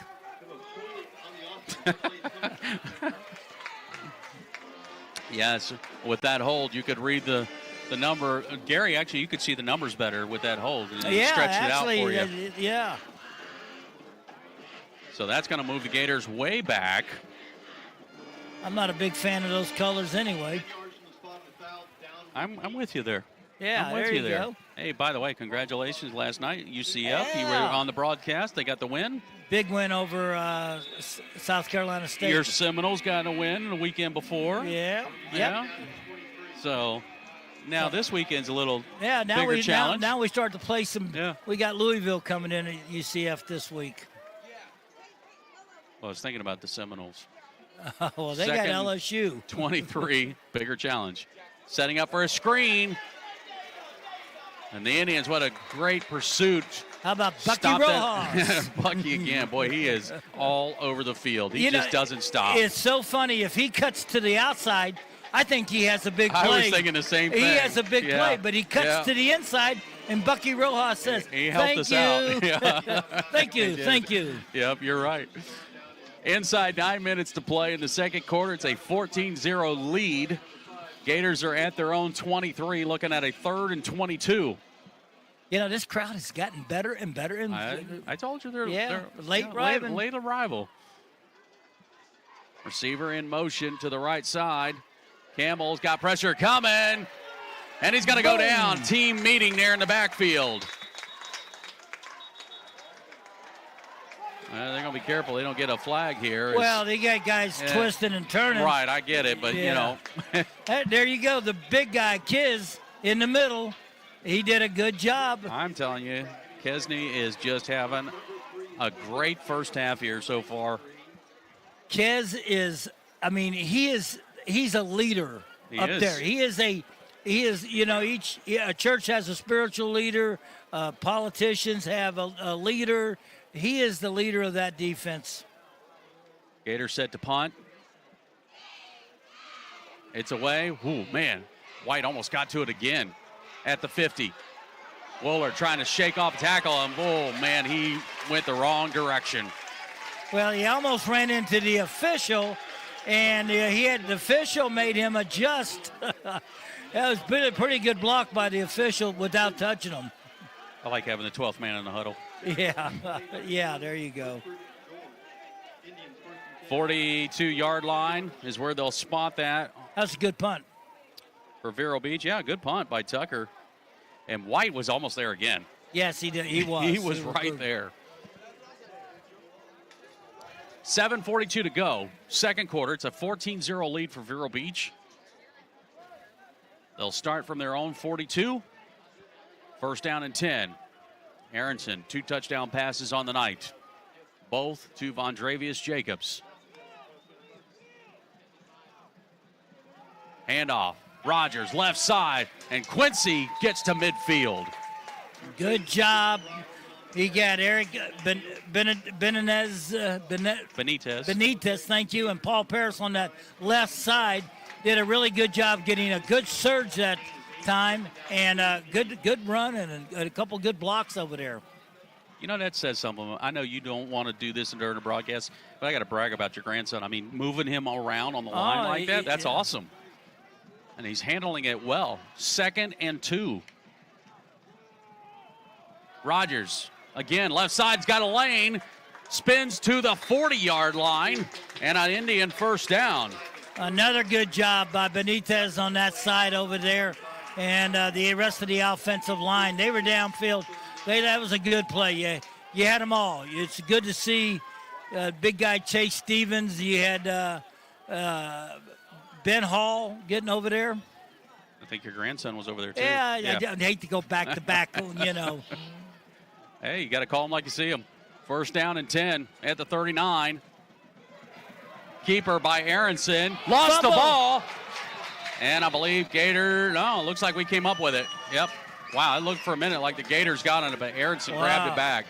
Woo. Wow, that was close. He got hit from behind. I'm not sure that was by design. I don't think so. Or I think at the last second, Aronson said, I'm going to pull this ball back and I'm going to take it as an option on me. And I think Coach is sitting there thinking, kid, hand it off. Yeah. We got a running back that's averaging 5-6 yards a carry. Well, we picked up 4 yards on that play. 2nd and 6. Jacobs in motion. Swing pass to Jacobs, left side. Dre trying to turn it upfield. Gets inside the 30-yard line. Stopped and pushed back.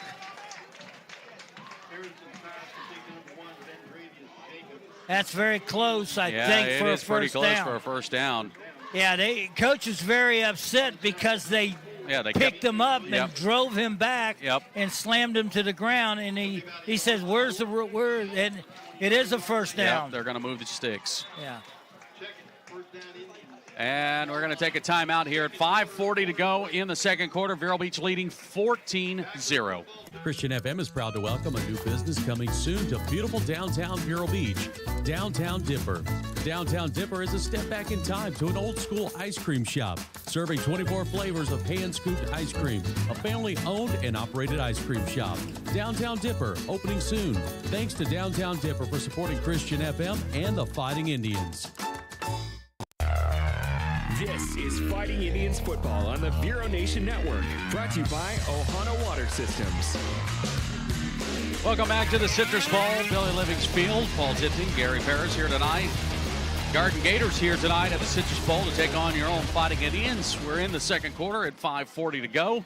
Indians leading 14-0. They have the ball. They are on the move. A first down inside the 30 at the 29-yard line of the Gators. And trying to see if they can capitalize for maybe one more possession here before we get to halftime.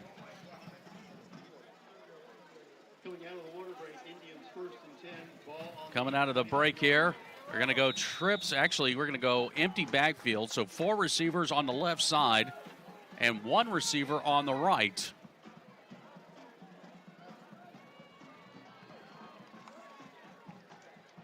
Aronson. Quick screen left side for Woolard. Woolard trying to get some blocks and only able to pick up a couple of yards. Yeah, that was good penetration that time. I think Coach is a little upset at the blocking. You have 4 guys over there, 3 guys blocking. Somebody's got to pick up somebody, and you miss your guy. Look what happens. He gets a minimum gain. Yeah, they're going to give him about 3. That should have been bigger than 3 yards. 2nd and 7. Again, same formation. Keeper, Aronson, trying to swing it out wide. Flag out, down at the 20. Still on his feet and out of bounds near the 15. Well, unless there's a hold on the right side, I didn't see anybody out there that would have held. Right. He was out by himself.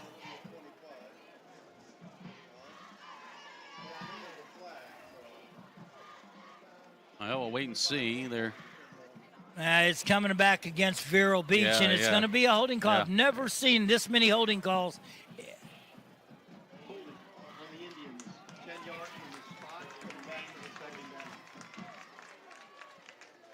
So they'll move it back. Yeah, I'm with you, Gary. I mean, look, Aronson was out there by himself, so it must have been somewhere on the interior there that we just didn't see. No, you're 100% right. I'm really, I mean, just unbelievable.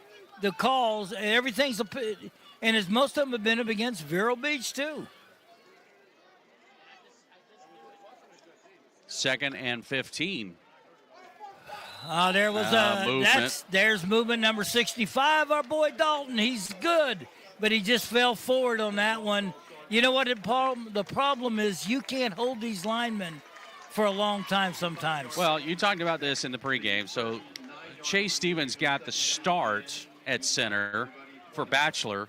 Bachelor now is back in at center. So, again, a little bit of the timing might be off here. And again, I felt bad for Dalton because Dalton's ready to go. Yeah. He's ready. He's leaning, but he lost his balance because the ball wasn't snapped. So, it's 2nd and 20 now. Yeah. Well, I was hoping we'd go in with a touchdown here. Yeah, well, it's 4:41 to go, and it's a 2nd down and 20 from the 39. Play action. Aronson. He's going to go. Left side is open. Oh, man, almost a catch. I got to give credit to the Garden Gators, man. Good recovery on that because he was beat, and he got back there in time to knock it down. Troy Smith had him. The problem, he just got to lead that ball a little bit quicker out there and a little bit farther. The defender, as you said, Paul, he reached back and did a great job of knocking that ball down on that play because Troy had him beat. And that was one you go, then all of a sudden he gets back and gets it. Tyler would like to have that one back and put a little more distance on that one. 3rd and 20. 4:34 to go. Second quarter. It's a 14-0 lead for Vero Beach. They're going to probably take a timeout here. Play clock. I guess they get the play away. Aronson, pressure coming. Flings downfield, finds Rogers. Rogers to the 35, to the 30. Wow, what a play by Aronson. Yeah, his legs kept it alive there, but I wasn't sure of the play. I'm trying to figure who he was really looking for on it. The clock did go down to 0. Yeah, he kept thinking maybe we're going to see a penalty here, but we didn't. And it's 4th down and it's fourth a good down and 11. Yeah, this is a good place to go for it right here. Get 11, 12, you get 12 yards, keep the clock going. 4.5 to go. Second quarter. 4th and 11 for Tyler Aronson from the Gator 30. Fires over the middle, and it's intercepted. Return to the 40. Midfield. 40 and caught from behind by Quincy Rogers into Vero territory at the 34. He got hit from behind on that ball. He did. As he got hit, he stepped up into the pocket, and he really should have got rid of it a little quicker, in my opinion. Mm-hmm. But he took a hit, and the ball squirted, and it flopped out of his hands, and that's the reason it was picked off. So here we are thinking about getting 7 here. Yeah. And now the Gators are thinking, hey, we can get back in the game because we score here, we get the ball, start the second half. Yep. 4:09 to go, second quarter. The return on the interception puts the ball at the Vero Beach 34. 14-0 lead for Vero. Trips to the right for Campbell, and now a timeout's going to be taken by Coach Higgins here to talk some things over. We'll step aside. 4:09 to go, second quarter. Vero up 14-0.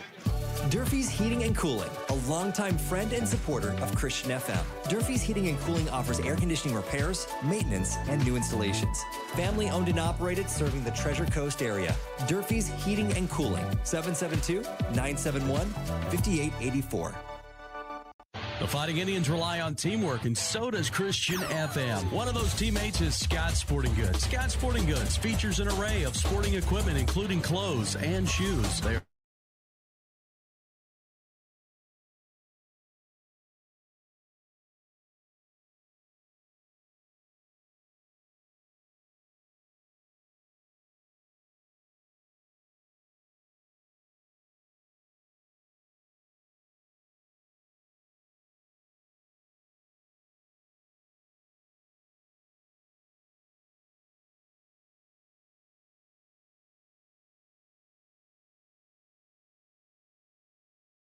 against Aronson as Campbell now pressured out of the pocket, rolls out to the left and just gets a few yards out of bounds or near the 30-yard line. He had Kevin Pollock running him down. He had Bucky Rojas right over there running him down. I think I'd get out too. Stops the clock at 4:03, second quarter. Picks up 3 yards. It'll be second down and 7 from the 31 of Vero Beach. Coming up at halftime, the Genesis Church halftime show featuring women of the Fighting Indians with host Bobby Paris. That's coming up here in 4 minutes and 3 seconds. Gators are going to go trips to the right side. It's going to be a handoff, and it'll be a gain of about 3 on the play. Yeah, they're hoping to get a seam that time, pick up 5 yards, then try to run another play if they can in there to get the first down. They really, Coach is not that he's leery about putting it into the air. It's just right here he'd like to have gotten his first down on a rushing down. Sure. And ate up some more of the clock. He does not want to give Vero any time left on the clock. Third down and 4. Ball at the Vero 28.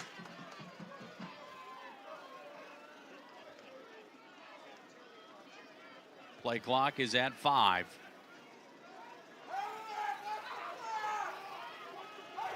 And they're going to get a delay of game. Yeah. Another delay here, or they're going to give them the timeout. What are they going to do? He called timeout. But I saw the coach, the official, trying to get to the looked over at him. He thought he yelled. Yeah, they're gonna assess the penalty, not give him the timeout. And he was late getting it in. So the clock is at 3:11. Changes it now to a 3rd and 9, backed up to the 33-yard line. And on that play before, they had 40 seconds. Yeah. I mean, I don't really understand that. Now, in this one, they got 25 seconds because it was off a dead ball. Receiver in motion. Campbell.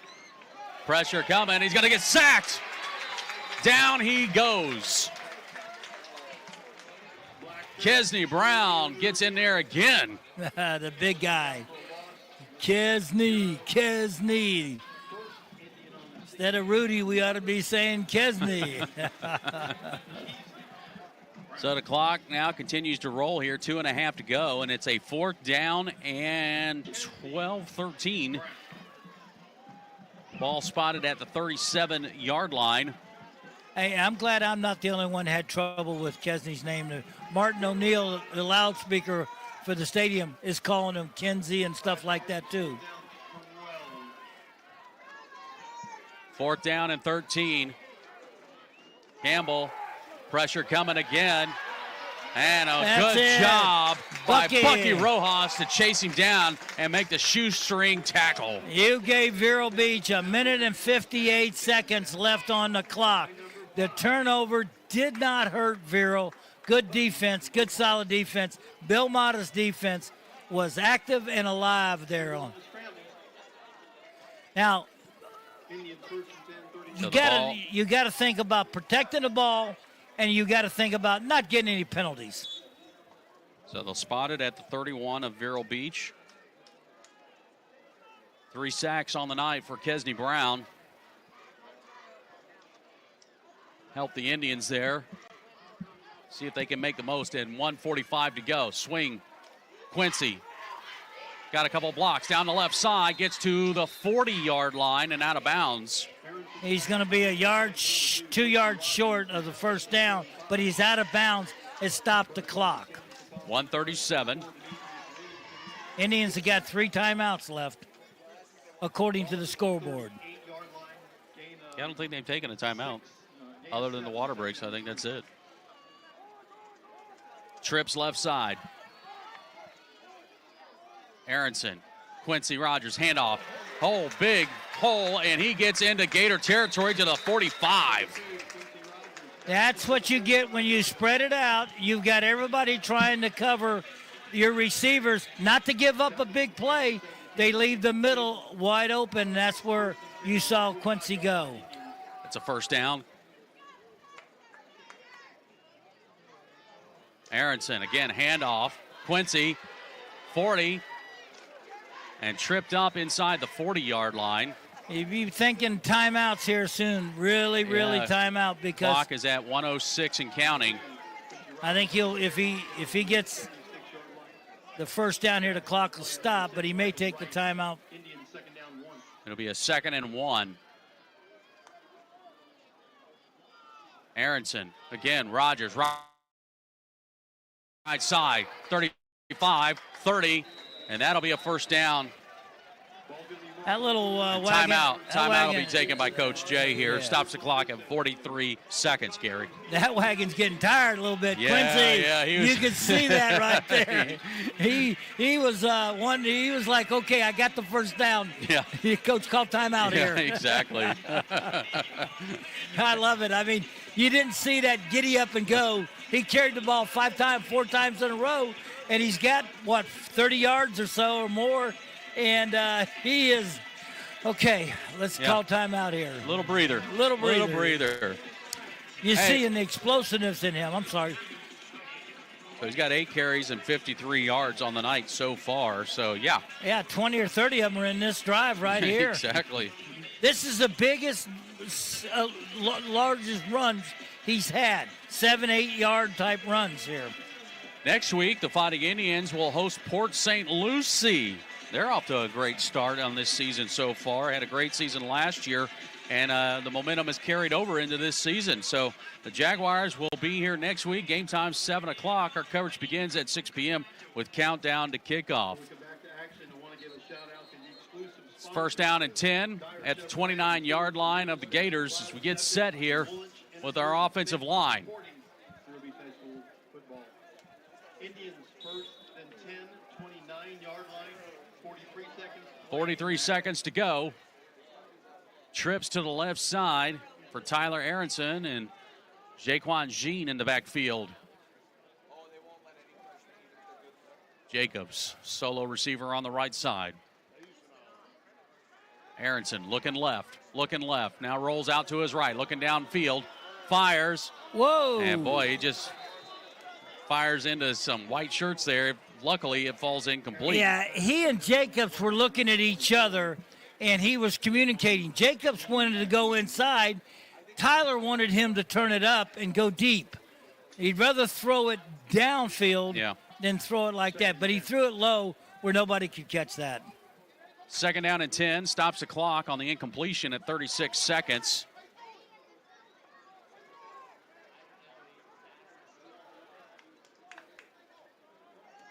Aronson looking to set up underneath. Dre on a drag rack. No. Flag's going to come down. Dre trying to turn it upfield and will be tackled inside the 25, but this will all come back. 35, it never bodes well. Aronson's pass to number 1. And it will be a hold against Vero Beach. Holding Indians. And that ball is at, the flag is at the 35. Yeah, it'll go back to the 45. Yeah. And it got 26 seconds. And again, I'm sure it's one of the linemen that was up there blocking on the play. Let me tell you, you can find holding on every play you want to. If you really want to look for it, you'll find it. But a lot of officials are not, if it doesn't impact a play or anything, don't why are you calling it? But you can find it on every play. You can join us every Tuesday night for Coach's Corner, 6 p.m. Caps Pizza comes live on your YouTube channel, Vero Nation Network. You're welcome to come join us live and in person as well. But every Tuesday night we have a good time there, hanging out with Coach Jankowski, talking about the previous game and getting set for what's coming up, and just talk about everything in between, what goes on through the practice schedule and everything. Last week they had some crazy weather that literally on Tuesday this past week kept them off the field for the entire day. And, Gary, for you and with the freshman and JV teams, I mean, that really caused some problems. It sure did. We had to take our freshman team down to Palm Beach to play Cardinal Newman, and we didn't get a chance. We just got the list made up on Monday, and after practice Monday, we were going to put it all together on Tuesday, and we couldn't go out. And the gyms were being used by volleyball and everything, so we were just they had major lightning delay. 2nd and 25. Aronson, handoff. Jean trying to get wide to the right side. Takes a shot, still on his feet, but he'll go down around the 45-yard line, so pretty much a no-gainer. And the Indians will take a timeout, stop the clock at 16 seconds here, looking at a 3rd down and 25. Yeah, I'm not sure. I don't think Coach is happy. I'm not sure the running back went where he wanted him to go on that play. I think he was looking for him to cut back inside and hit that inside. You stretch it out, allows everybody to come out and get you, and I think that's part of the problem. I think Coach is upset about that. I've never seen this many hold calls in a first half of a ball game on both sides. Yeah. On both sides. Yeah. So right now, this is an officiating team that's going to call holding. Yeah, and you got to adjust. You got to adjust. Yeah. Absolutely. You and I talk about this a lot in basketball. It's like, how are they going to call fouls tonight? Yeah. Same thing here. You read your officials. You know what they're going to do, and you see it. Now they'll tell you right now, man. If you got to get your hands inside, really tight with these guys. 16 seconds to go before the half. Vero leads 14-0. And they're looking right here now like some kind of, you can get 20 plays and 20 yards rather, and then run up to the ball real quick. But you got to get you got to get the first down to stop the clock. Now out of timeouts. So it's either get a first down, stop the clock, get out of bounds, or just get a touchdown. Let's see what we do. 3rd down. Aronson pressured out of the pocket. Flings it. It's going to be incomplete. It'll be 4th down with 9 seconds to go. Now you can run the Hail Mary. I don't know what he was doing, Aronson, on that play. There's a penalty right there, flag. And this official is just loving the fact that he's being. I don't know what the penalty's for. I don't either. Unsportsmanlike conduct, or? Well, let's see. Intentional grounding. Oh, no. He was out of the pocket. He was out of the pocket, and I would be crazy if I was coach. Okay, yeah. Yeah, we're being Matt's told. From the sideline. You got to make it to the line of scrimmage. So that would be true, yes.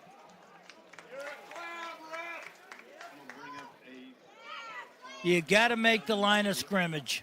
Yeah. And that's, yep. He's right. That's. Yep. So that will be penalty number 9 on the offense for Vero Beach tonight.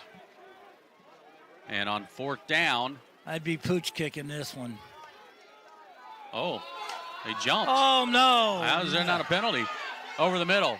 Gwen had it, but it falls incomplete. 4 seconds. And that'll be turnover on downs with 4 seconds to go.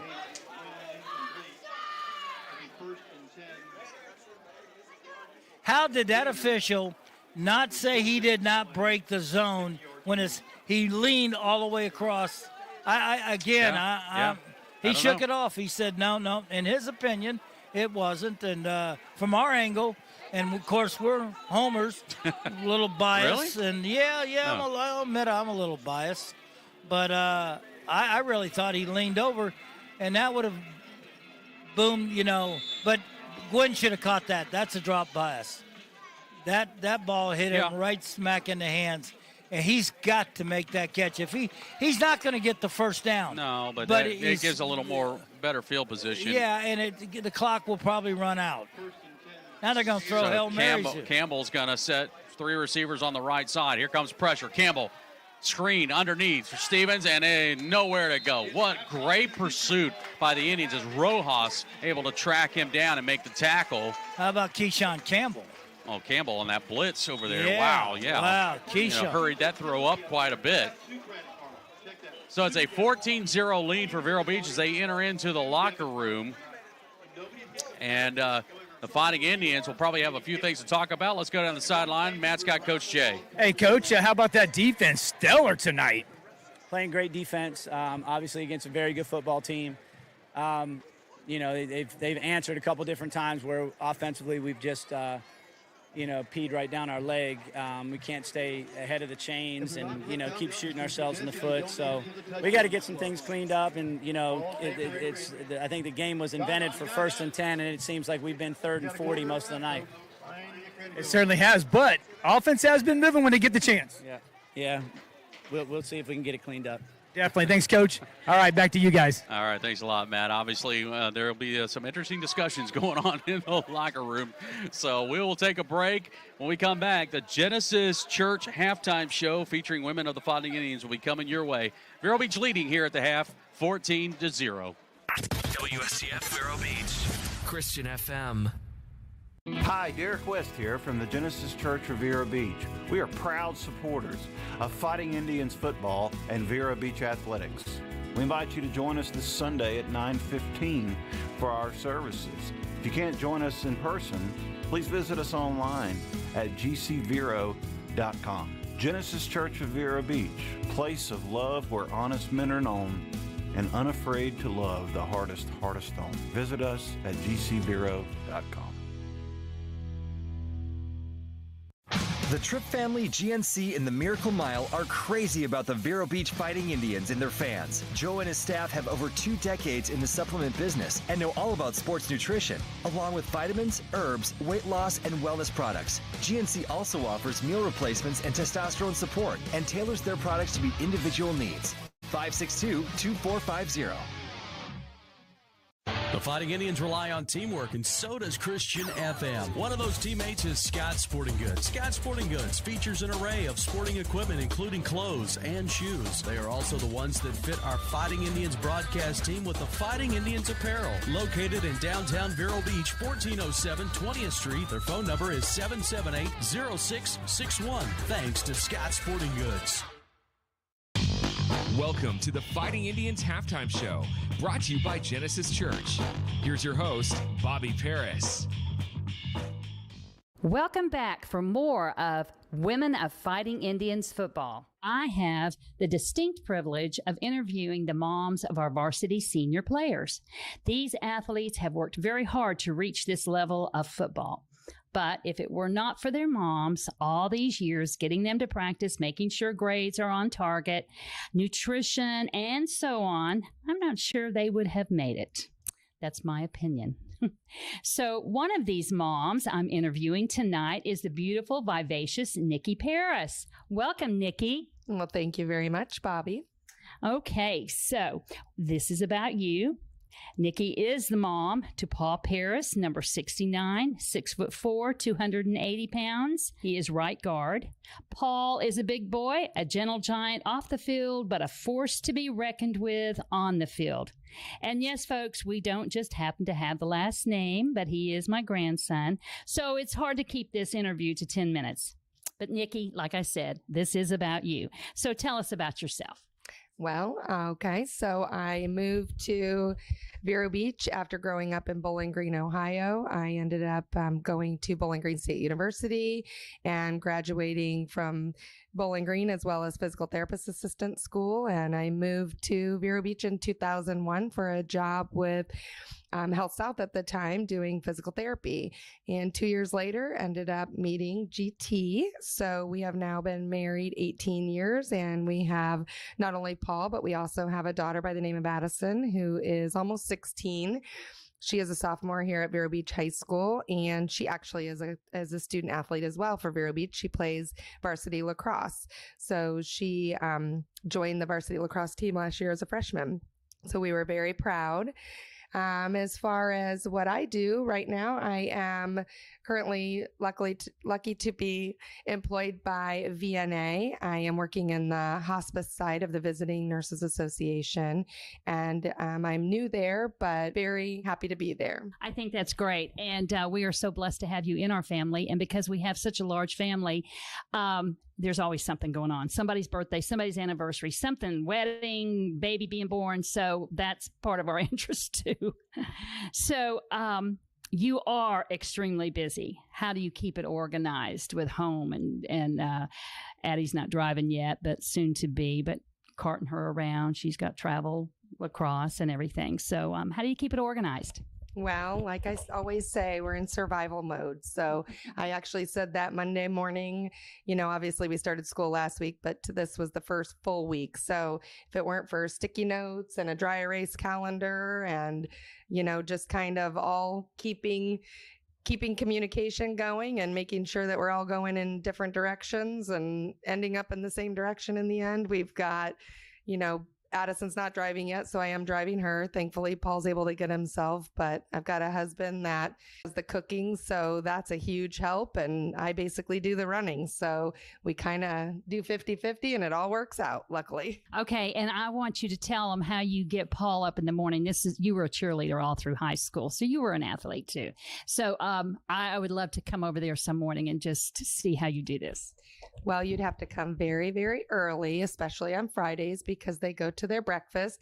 But I actually go in the bedroom. I did it Monday just because it was the first week of football, but I actually go in to wake him up. And the way I wake him up is I get a little Carrie Underwood in me. I may not look like her or sound like her, but I have to wake him up by saying, "Are you ready for some football?" I love it. I think every kid would like to be woken up by that way. I would. Women of Fighting Indians football will continue right after this. Hi, Derek West here from the Genesis Church of Vero Beach. We are proud supporters of Fighting Indians football and Vero Beach athletics. We invite you to join us this Sunday at 9:15 for our services. If you can't join us in person, please visit us online at gcvero.com. Genesis Church of Vero Beach, place of love where honest men are known and unafraid to love the hardest stone. Visit us at gcvero.com. Hi, JW from Barker Air Conditioning. These hot and humid days sure do take a toll on your air conditioning system. Barker Air Conditioning offers our ESA annual or semi-annual maintenance plans to keep things in good working order. Barker Air Conditioning, servicing Indian River County since 1959.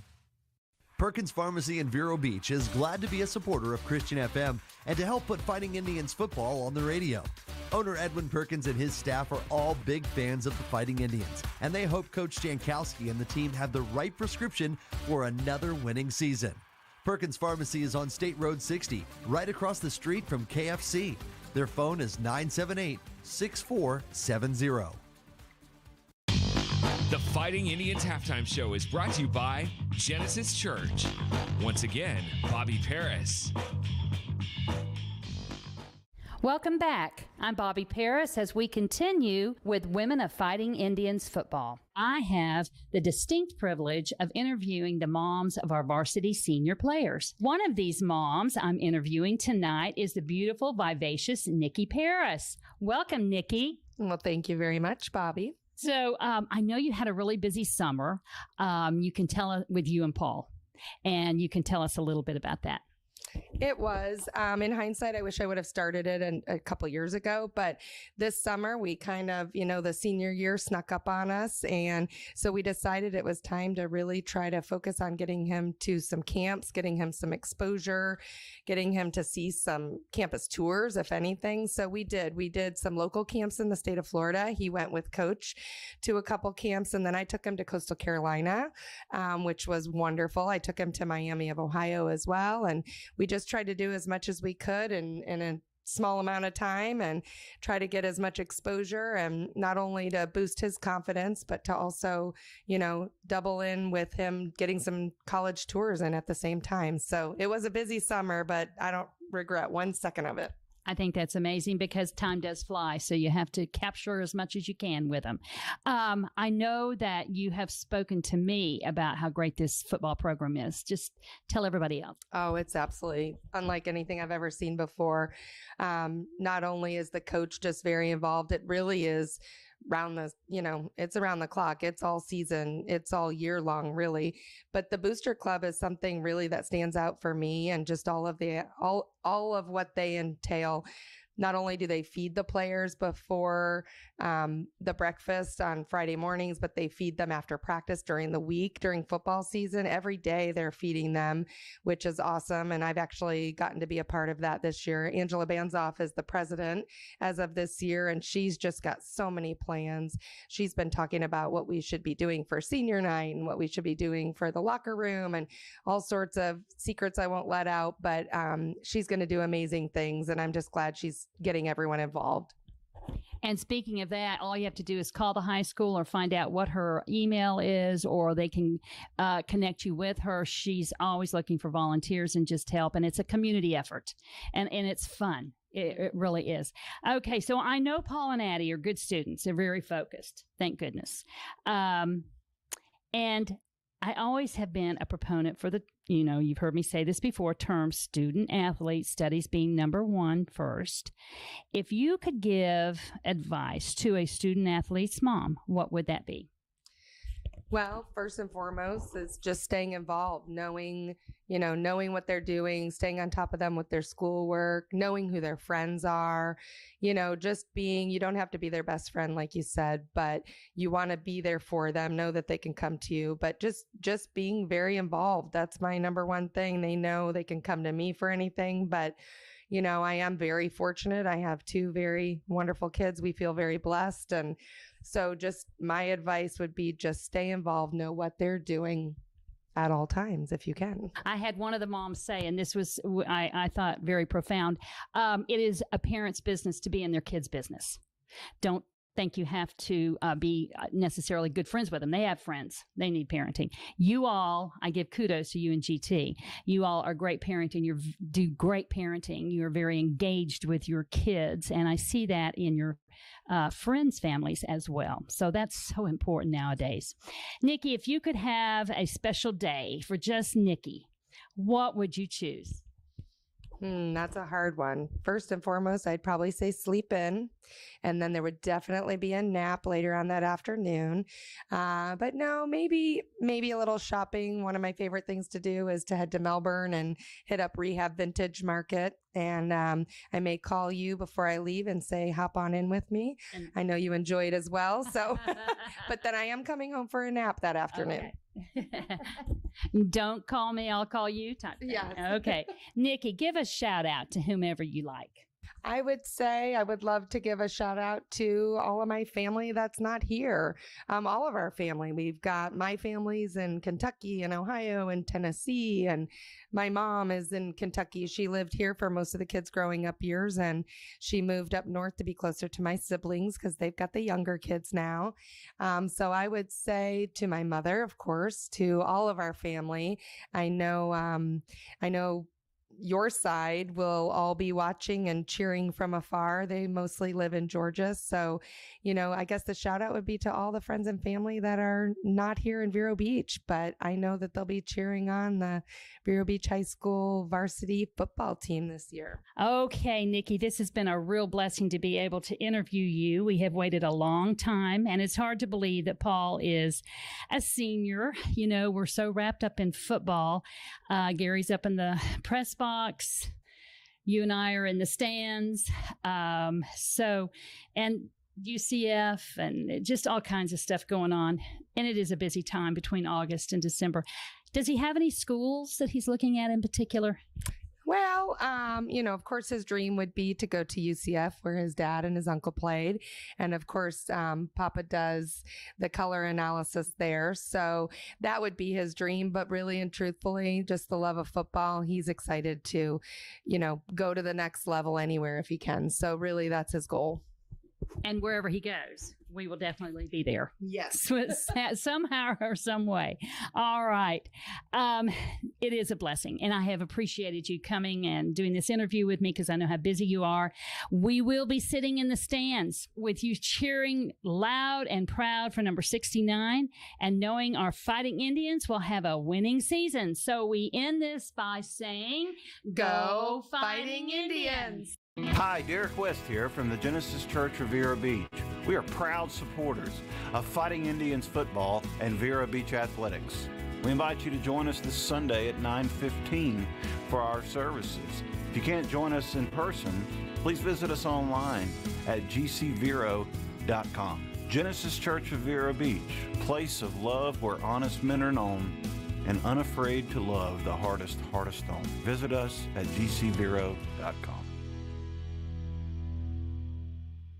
The Tripp family, GNC, and the Miracle Mile are crazy about the Vero Beach Fighting Indians and their fans. Joe and his staff have over 2 decades in the supplement business and know all about sports nutrition, along with vitamins, herbs, weight loss, and wellness products. GNC also offers meal replacements and testosterone support and tailors their products to meet individual needs. 562-2450. Christian FM can put this game on the radio thanks to the support of businesses like Chuck Bateman State Farm Insurance in Vero Beach. Chuck's goal is to create an atmosphere where customers can talk about what's important to them. He's also a huge supporter of our local chapter of the Fellowship of Christian Athletes. Chuck's phone is 567-1106 or chuckbatemaninsurance.com. Molinari Pools is a proud supporter of Fighting Indians football and Christian FM. A family-owned and operated business, the Molinari family, longtime members of this community. Joel Molinari, a former Fighting Indian, loves serving the Treasure Coast residents from pool cleaning to repairs to pool remodeling. Molinari Pools. Love people, love pools. 772-778-2633 or molinaripools.com. The Fighting Indians Halftime Show is brought to you by Genesis Church. Let's join Gary Paris and the voice of the Fighting Indians, Paul Tipton. It's a 14-0 lead for Vero Beach here at the halftime. And Fighting Indians right now in the locker room trying to make some adjustments as they get set for the start of the second half, as well as Coach Higgins and his Palm Beach Gardens Gators, who are down by 14 to Vero Beach. All right, GP, before I get into any stats, what's your thoughts on that first half of play? You know, I get the frustration tells it all in Coach Jay interview with Matt as the half, as they were going in for the half. He can tell he's not very happy with his offense right now. Not happy with all the penalties, the holding calls, the execution of plays. Just, he's not happy. And he's going to get in the locker room. They're going to work on that. And he knows that this is a good football team. Mm-hmm. They're frustrated too. Coach Higgins' team is really they think they can score and they can get back into this game. Our defense has done a super job. Defense has played great. You can't ask a defense to play much better than what it did. He had several sacks today, and they're playing hard. They can't let up. Vero's got to eliminate those penalties, Paul, and they've got to get it. They would have right now, in my opinion, they should have two touchdowns they left out on the field. Yeah, I agree. Well, let's take a look at the first half stats. They're brought to you by Durfee's Heating and Cooling.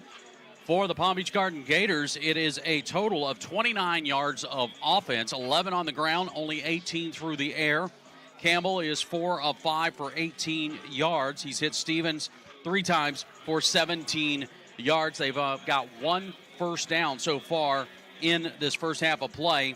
It is 6 penalties for the Gators so far in this first half of play. For Vero Beach, it is a total of 226 yards of offense, but it's also 9 penalties in that first half of play. That's 15, as well. 15 total penalties for both teams. Absolutely. That's just unheard of. 72 yards on the ground for Vero Beach, and Quincy Rogers leading the way with 8 carries and 53 yards. Tyler Aronson is 15 of 22, 154 yards and 2 touchdowns. Of course, both of those have been received by Vondravius Jacobs, who's got 6 catches for 90 yards.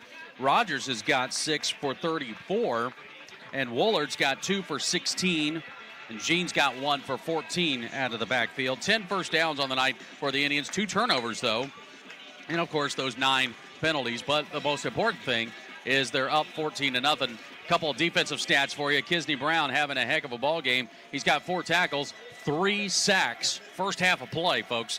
Montgomery's he's got 4 tackles, and Ephraim White has got the punt block that set Vero Beach up for that initial score. So it's not been a bad setup for Vero Beach if we can just get past one category, penalties. And that's the big thing right now. That's what's haunting you. And again, you got an officiating crew that's going to call holding. So now you've got to work on eliminating the hold. You know they're going to call it, so you might as well not do it. All right, we're going to step aside. We'll come right back. Gets the start of the second half here on your Christian FM. Hi, Derek West here from the Genesis Church of Vero Beach. We are proud supporters of Fighting Indians football and Vero Beach athletics. We invite you to join us this Sunday at 9:15 for our services. If you can't join us in person, please visit us online at gcvero.com. Genesis Church of Vero Beach, place of love where honest men are known and unafraid to love the hardest stone. Visit us at gcvero.com. Citrus Bowl, Billy Livings Field, getting set for the start of the second half. Palm Beach Garden Gators here tonight for week 2 of high school football, and currently the Indians, as we get set to start the second half, are up 14-0. Let's check in with the guys on the sideline. We'll start with Ronnie Self first. Ronnie, as that defense will be coming out momentarily, what Coach Mata have to say to his crew? He just, he was revving them up, congratulating them on playing a good first half, but, he reminded them we got a second half to play, and he just took some particular plays and just went over them. There's a couple plays where they missed gaps and those kind of things, and so he told, went over some offensive plays that they might run in the second half and the gaps and angles that they needed to take, and just, a great first half by Vero's defense. Agreed. Pitching a shutout so far, led by Kisney Brown, who's got 3 sacks on the night. Indians won the toss at the beginning. They elected to receive to start the first half, so Cameron Perez will get set to kick off to start this third quarter. Kicking towards the west end. And caught and bobbled right near the goal line there. And they're going to call it a touchback. Yeah, and that was to their benefit there because they were going to get clobbered about the 8-yard line. Again, what they're saying is that the ball, he never had control of the ball. When it hit his hands, he never controlled it, and it went into the end zone, and that makes it a touchback. Okay. So they'll bring it out to the 20-yard line where it'll be first down and 10, and we'll see that Indian defense come out against the Gator offense led by Brand Campbell. Only 29 yards of total offense for the Gators in the first half. We'll see what Coach Higgins and his coaching staff worked on with the Gators in the locker room, see if they've made any adjustments to start this third quarter. And Stevens at quarterback is the first adjustment. We see a handoff and met in the backfield. Man, the Indians again. Who's leading the way? Brown. Kisney Brown. A tackle for a loss there. It'll be second down and 11. That at the end of the game, Campbell got up. He took a late hit, but it wasn't an illegal hit. Took a blitz. I wonder if he's out there. He's out there now. Okay. Second and 11. Stevens on the keeper. Tripped up. Gains about 1.5 yards. That was big guy Montgomery. Antoine Montgomery made the first hit, followed up by Rojas.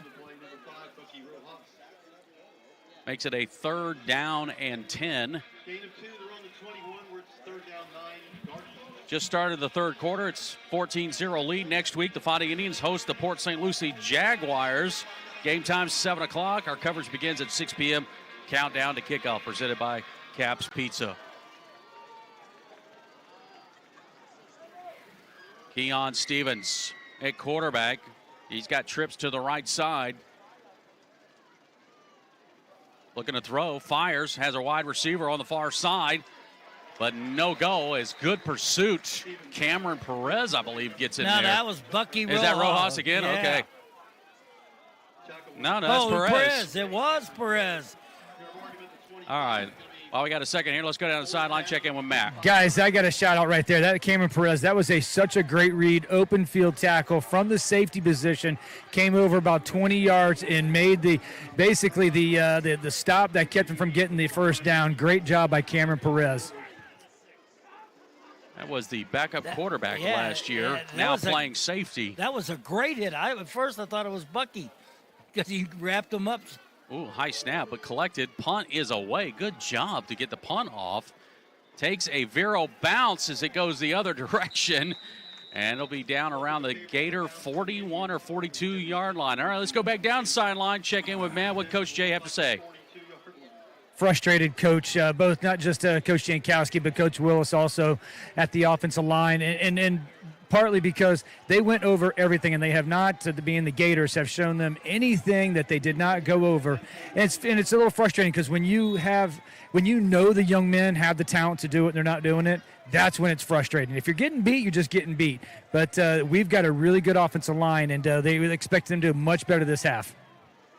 All right, Vero Beach, good field position to start this third quarter from the Gator 42. Handoff, Rogers, left side, got a couple of blocks, gets to the 35, and a couple more yards down to about the 33. You know, I'm wondering if Campbell, the quarterback, he's on the sideline, but he did not go out and start that session on the last possession they have. I don't know if he took that hit at the end. I don't know what they may have. Yeah, I don't know.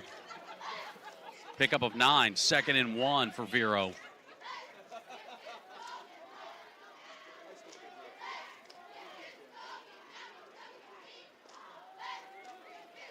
Aronson. Snap is there. Handoff Rogers again off the left side. Turns it and gets good blocks. Gets past the 25 and a first down. Yeah, good job by that left side of the line. The wide receiver out to that left side did a great job. I believe that was Troy Smith out there. And just a good job. First down and 10 for Vero Beach. They'll spot it at the 24-yard line. Leading 14-0. We got 8 minutes and 40 seconds left in the third quarter.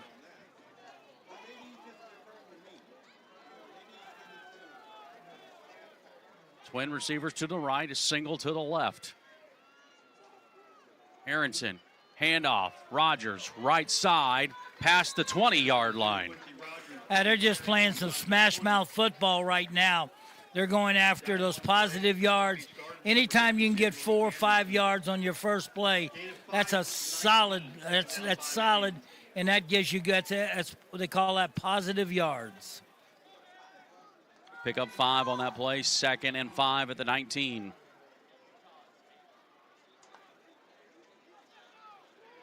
Fake. Dre in the middle, takes a shot, but able to hang on to the ball as he's inside the 15.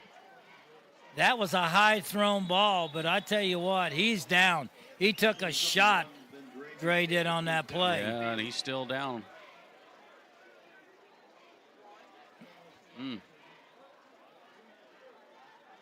We'll check on him. We'll take a quick timeout. Vero Beach leading 14-0 here in the third quarter. Jeremiah's Italian Ice loves our Vero Beach Fighting Indians. Jeremiah's offers over 40 flavors of Italian ice and 2 flavors of soft serve ice cream. The showcase of the menu is layering the 2 together for their gelati. Located off State Road 60 in the Marshalls Plaza, Jeremiah's Italian Ice. Live life to the coolest. A family business for 25 years, Total Golf Cart supports the Fighting Indians and their fans. They're the authorized club card dealer and love to assist buyers to find the golf cart that best meets their needs. They offer both new and used club cars. And Total Golf Cart also has a full service department at 1140 South US 1 in Vero Beach or at TotalGolfCart.com. So Vondravius Jacobs, it looked like it might have just been a cramp. He was able to kind of get off to the sideline. Vero Beach now will look at a first down and 10 with the ball around the 13-yard line. And flag comes in. It's going to be a false start against Vero Beach. Got to hold your spot, guys. Even though it takes a little longer, they're trying to read the coverage there. And one of the linemen just flinched back. He just wasn't really a hard move, just a little flinch. And that's all it took. That's now makes it 1st and 15. That's, these are the penalties that hurt you. Backed up to the 18-yard line. Hand off, Rogers trying to work the left side, turns it back upfield, and it'll be close to the 10-yard line. Number 2, Quincy Rogers, he's down inside And back comes number 1. That gives them back to the original line of scrimmage there. So now it's going to be second and about 10 here, but we got Jacobs back in them. So he's okay. Yeah.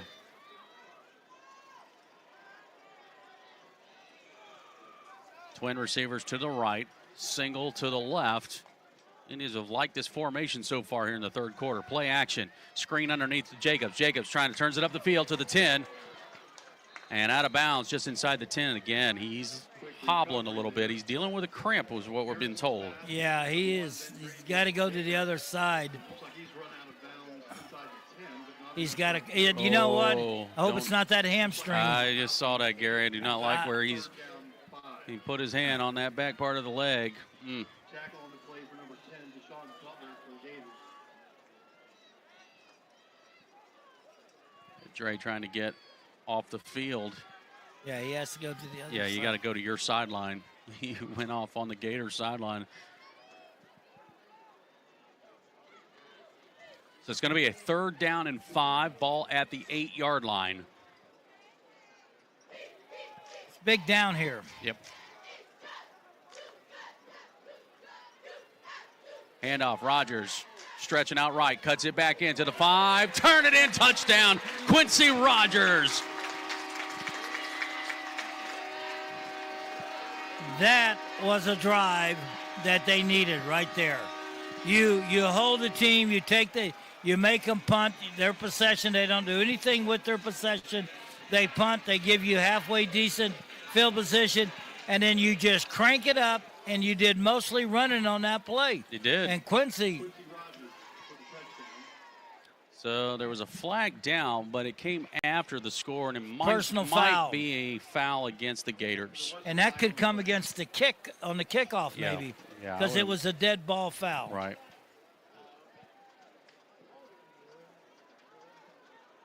So we'll wait for Lewis. Try on the extra point. Penalty be assessed on the kickoff. It was against Palm Beach Gardens.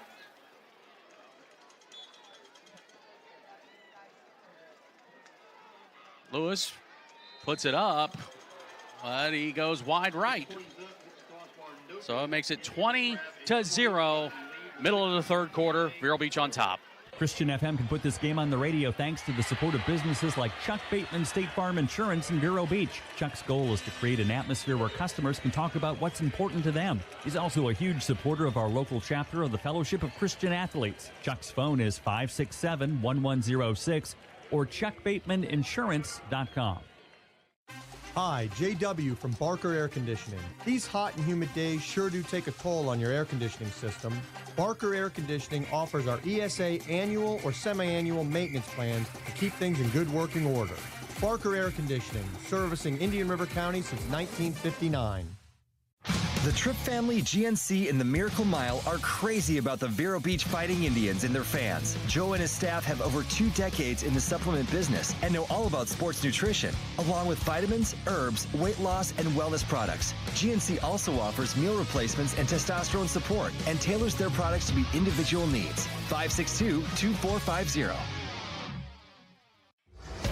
This is Fighting Indians football on the Vero Nation Network, brought to you by Vanland Auto Group. To the Citrus Bowl, Billy Livings Field. We're in the middle of the third quarter. Paul Tipton along with Gary Paris. Week 2 here at the Citrus Bowl. The Fighting Indians hosting Palm Beach Garden Gators. Last series there, 7 plays to go 42 yards, and Quincy Rogers from 8 yards out runs it into the end zone for the score. Missed extra point. It makes it 20-0. And this scoring drive is brought to you by the McCall Insurance Agency. There's a penalty against the Gators, so it's going to make it a short kickoff that will go easily into the end zone for the touchback. And the Gators will start from their own 20-yard line. Not a bad series there for Vero Beach, Gary, as they pretty much primarily went run. Yeah, your concern out of that whole thing is about Vondravius Jacobs. I still think it looks like a cramp, but we saw him grab his thigh. Maybe we can get a report from Dr. Matt when he has time. I'm not Dr. Matt, but it's cramps. 20-0. The ball will be spotted at the 20-yard line. Next week, Vero Beach will host Port St. Lucie. The Jaguars come here to the stadium to take us on. 7 o'clock kickoff time, and we'll begin our coverage at 6 p.m.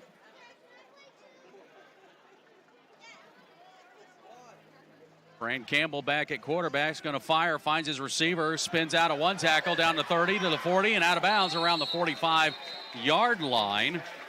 Devin Simmons with the catch. Now that is, again, that's a tacky call right there. They're going to call unsportsmanlike conduct against Vero Beach because there was contact. He pushed him as they were going out, but he pushed back, and it's just tacky right there. You don't need to. That's a bad call. I'm gonna tell you. Against, if it would have been against, if it would have gone against the Gators, that would have been a bad call. So they'll mark off the extra 15 here. We'll put the Gators into Vero territory, and we'll spot it at the 44-yard line. I guess what they're saying, and we're hearing from the sideline, is that he taunted him. That's maybe. Maybe. I don't know. We don't have microphones down on the field on purpose, so we'll leave that one alone. First down and 10. Campbell, swing pass, right side for Stevens. Pursuit from Pollock. And a flag's going to come in. This is probably going to be a horse collar. And that is a good call. Yep, he did. He grabbed him on the back. I mean, this is going to give them 30 yards of penalties. Yeah. Just like that. Bam, bam. Yeah.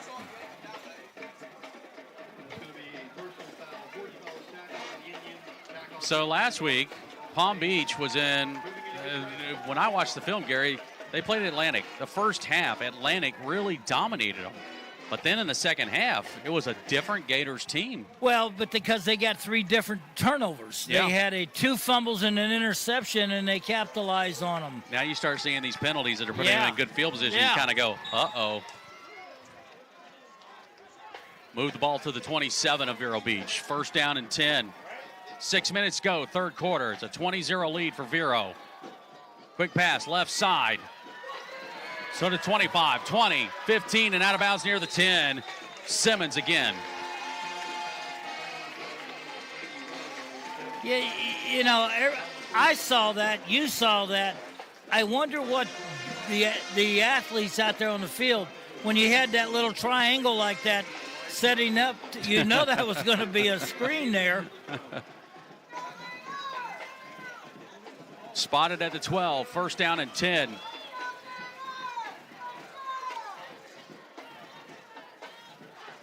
Campbell looking to throw, now out of the pocket. Now he's rolling out to his right, looking downfield, fires, finds Stevens on the right side.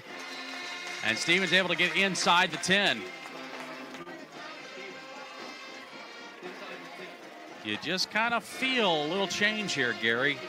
Well, again, the momentum, they got a good drive.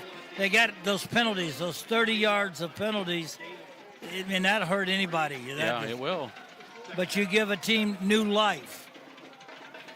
So the ball at the 9-yard line. Second down. 7.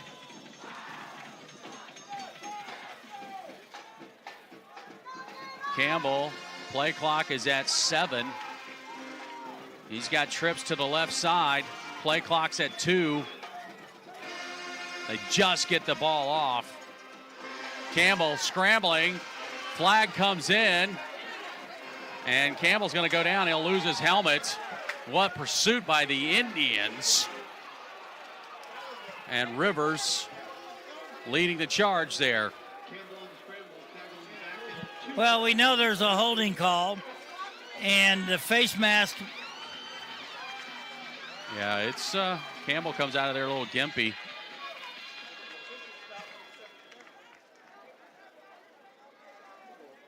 Yeah, Gary, so more than likely we got a holding call on the offense. We're probably going to have a face mask call on the defense. On the defense. There's a holding on the offense. Personal foul, face mask on the defense. They offset.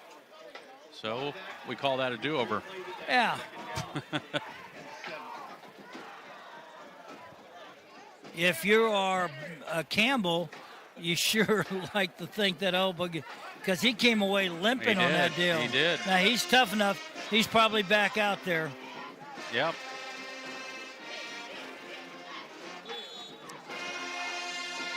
I believe because the helmet was ripped off is why he does not have to sit out of play. It was Correct. a penalty. It was a penalty.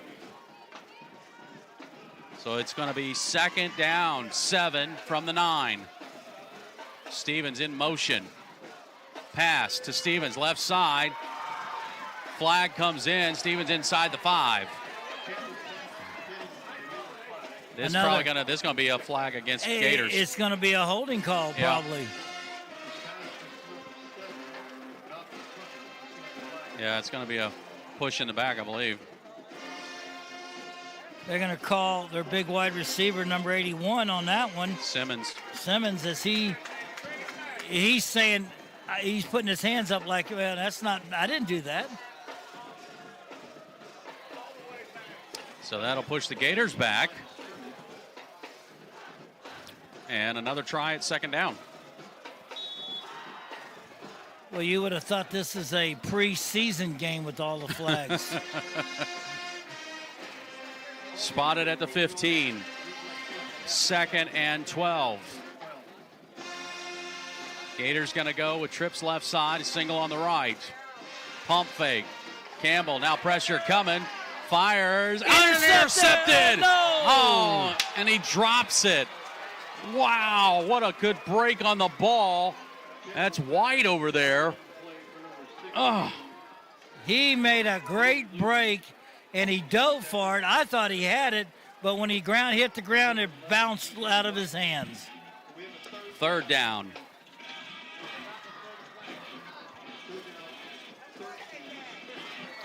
.406 to go, 3rd quarter.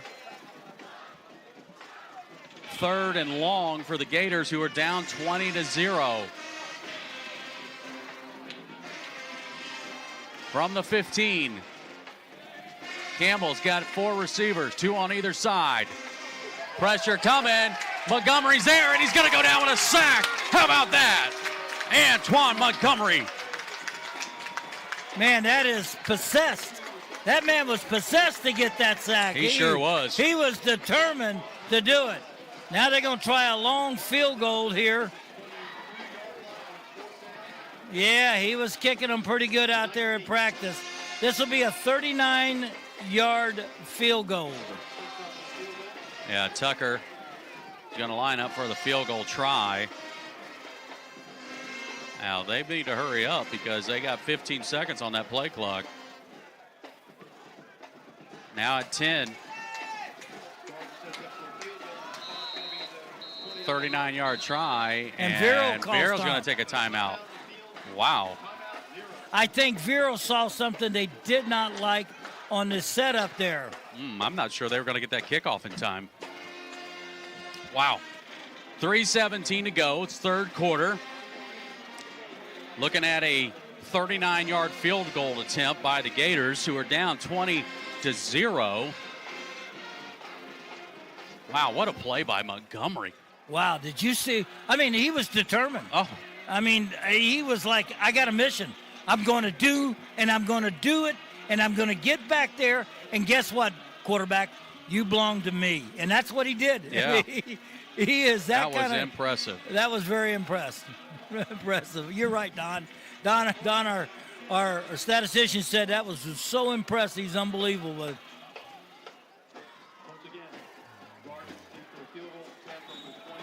So Tucker's going to try a 39-yard field goal. Snap is there. The kick is up. Looks good. But wide left. He had the distance. So, I believe that's more on the right side. Don over here doing a little jab to my partner on the Florida State misses over the years, but those are generally wide right. I seem to remember those for some reason. I don't know why. Well, you're old enough. You were a kid. He's old enough to remember them. Well, I appreciate that. So, Vero Beach holds. They'll get the ball at the 20. Let's see what they dial up here as they've got 3:10 to go third quarter with a 20-0 lead. Think we see a little dose of run? I think you will. Nope, going to the air. Aronson, he's firing. He's looking for Jacobs. And Jacobs just not able to get past his defender and it'll go incomplete. I'm going to tell you right now, those receivers, or defenders rather, are running stride for stride with us now. Yeah. So it's going to be second down. 3:04 on the clock for third quarter.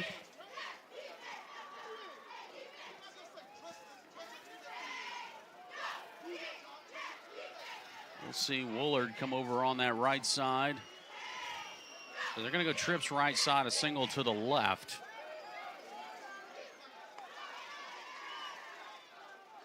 Aronson, shuffle pass. Rogers, head for 2. Yeah, good job by the linebacker who read that. It's what they call a quick toss. It's a pass forward, but it's a quick toss. Yep. Brings up third down. Third down, and we'll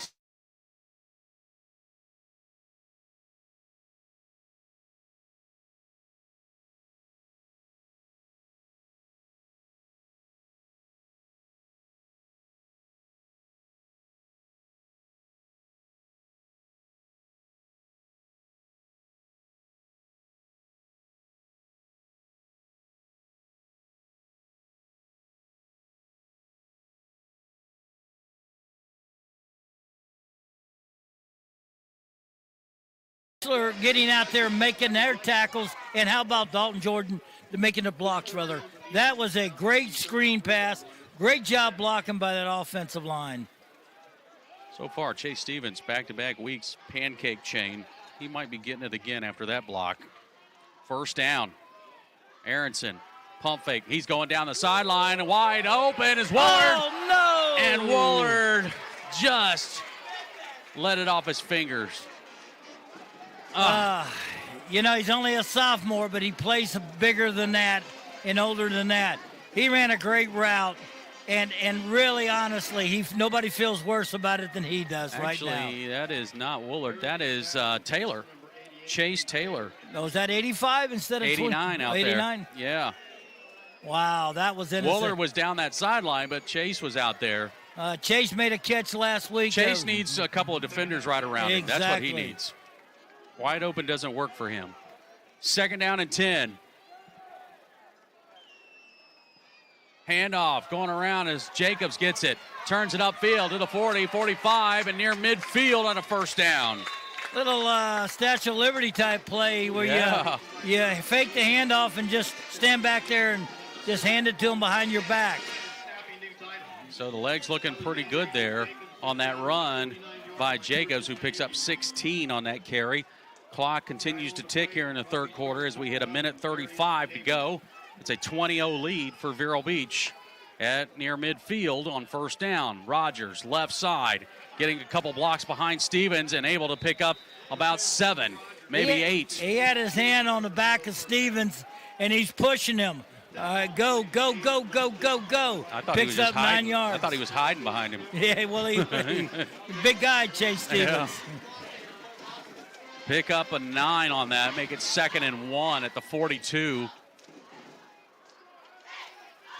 Twins on either side, 2nd and short. Rogers got hit in the backfield, lost the ball, but I think he got back on it. And he might be close for a first down. I think he lost a little bit.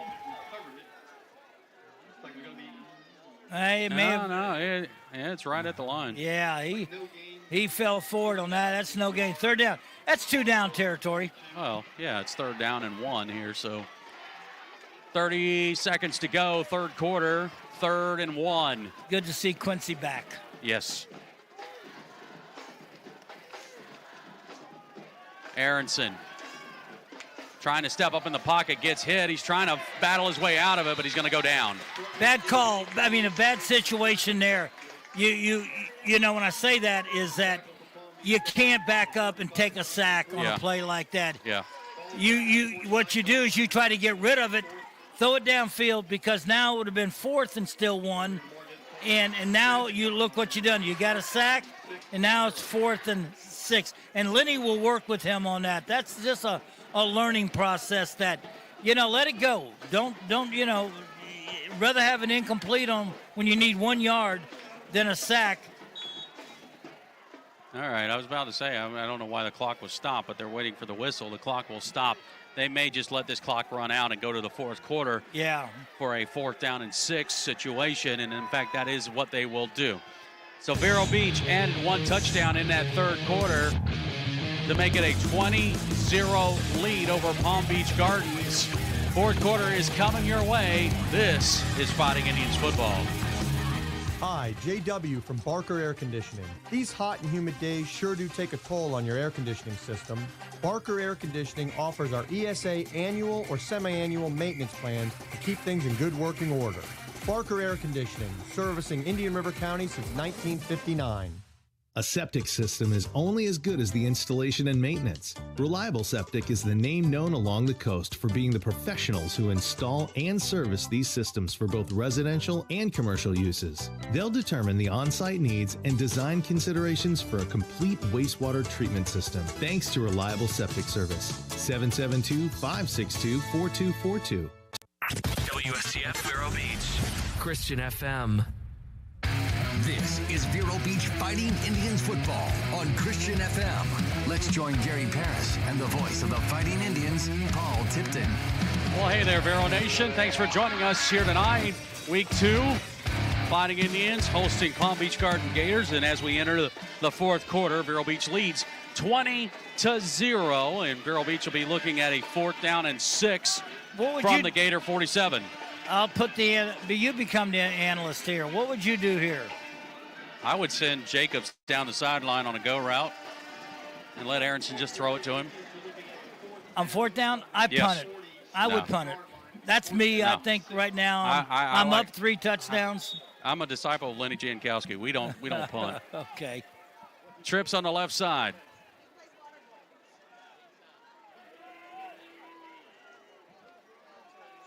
Might be setting up for that short punt here by Aronson.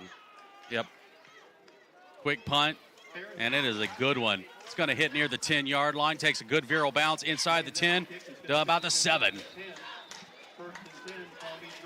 All right. I know what you're about to say. No. I'm not. I don't rub it in, and I just that would have been. Since when? I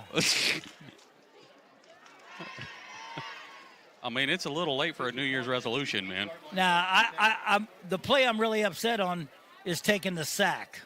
Yeah. And that would be the one where you've got a short pass called, 90 protection for the line, and you don't throw it. You're looking downfield for the go or whatever it may be.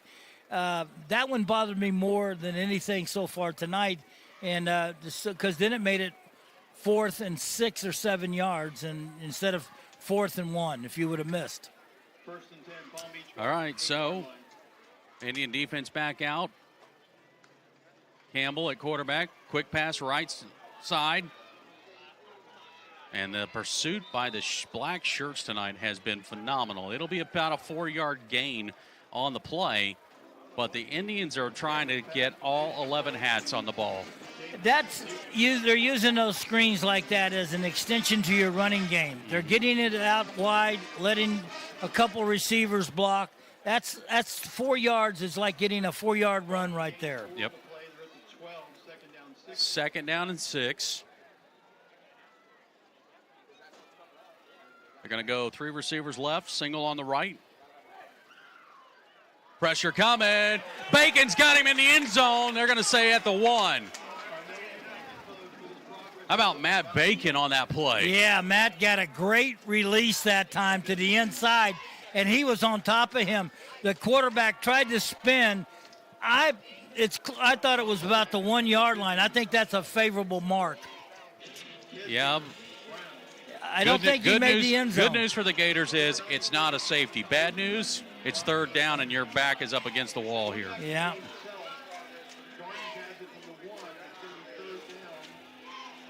So here we go. on a 3rd down and 15.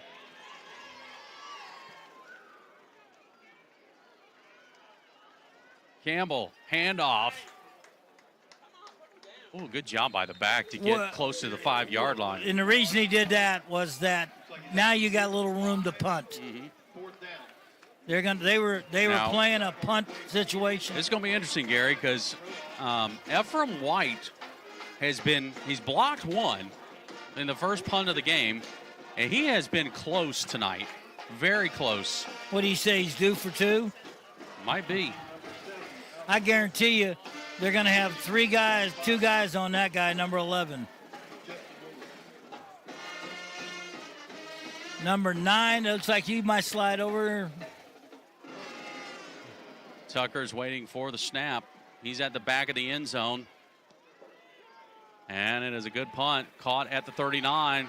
Woolard trying to get some blocks, trying to cut to the outside. Gets to the 30, 35, 25, 10, and out of bounds now. Flags. No! That's not a defensive player. No, that was not a defensiveless player. I'm sorry, Paul. That was a legal block because he had not got to him yet. Holy money. I'm going crazy up here. That's a terrible call. Whoa. Oh. Man, if I'm Lenny, I really would be totally upset on this play. Whoa. Wow. They got to show the association this film, and this crew can get written up too, just like anybody else. But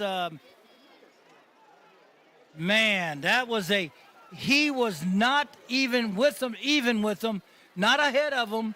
He was right as he was coming. He laid him out. The guy was about to make the tackle. Well, the flag is thrown. The penalty's being walked off, and it'll put it at the 34-yard line. So basically, it was about a 5-yard return after it's all said and done. This crew may have the record for the most penalty flags on both sides in a game. 9 minutes, 20 seconds to go in the 4th quarter. 3rd quarter. 4th. Oh, I'm sorry. I thought you said 20 seconds. Look, listen, I want to play it all night. Let's go. I'm sorry. I'm surprised as much football as you've been a part of this week. I would figure you'd want to be over with this by now. 1st down and 10. Aronson. Handoff. Rogers gets caught at the line of scrimmage. Nowhere to go on this one.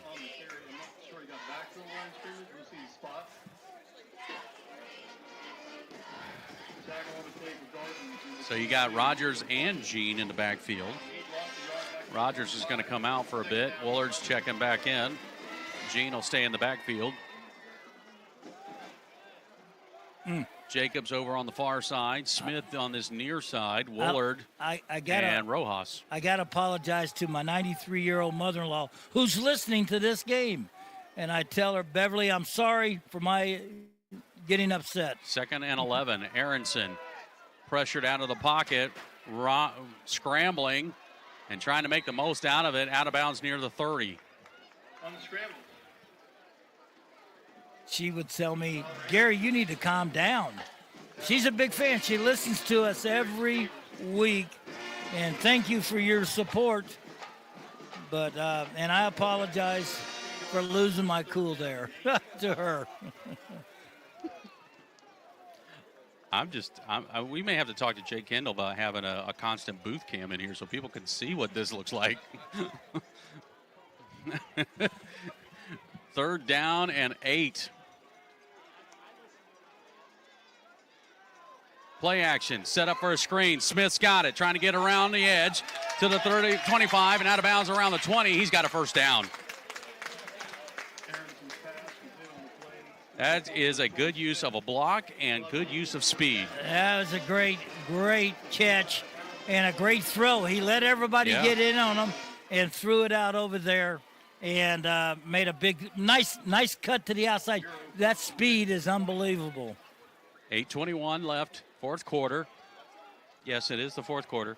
Yeah, 20-0 lead, and it's a 1st down and 10 at the 20.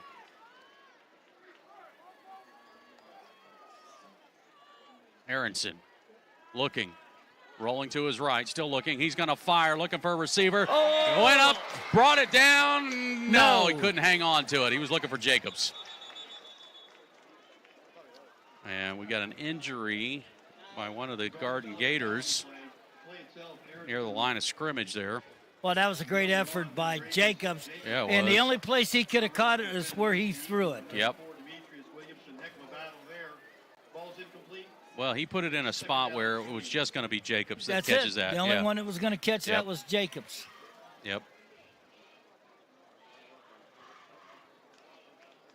Every week, Gary and I get together, and you can join us inside the press box. That is our weekly podcast. You can find it where all podcasts are available, Spotify, iHeart.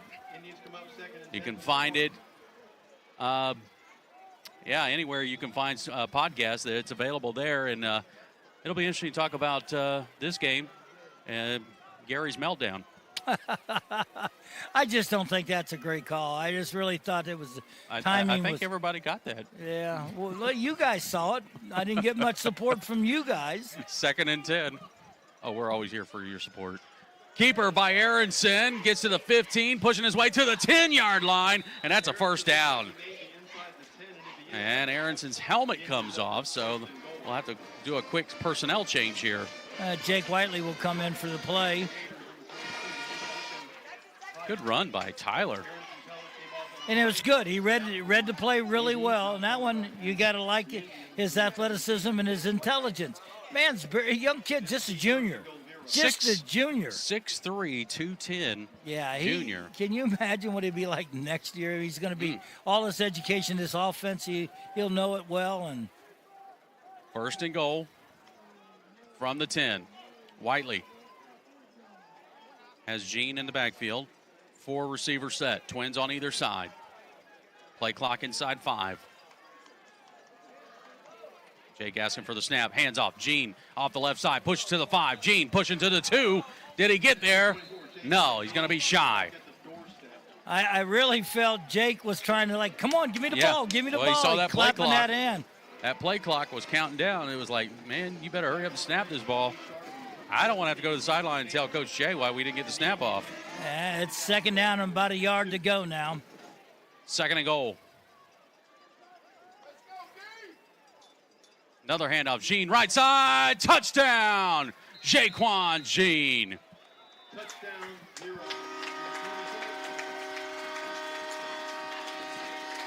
Jaquan for 2 yards out. Puts it into the end zone.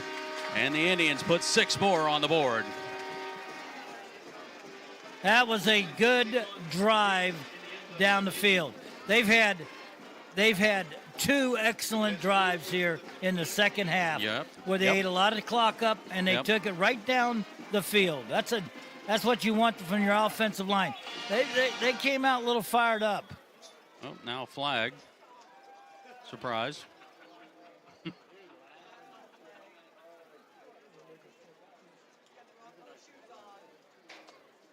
Do we have too many men? Yeah. Oh, you broke the huddle. When you break the huddle, that's you're there and you got an extra guy. They're going to call it.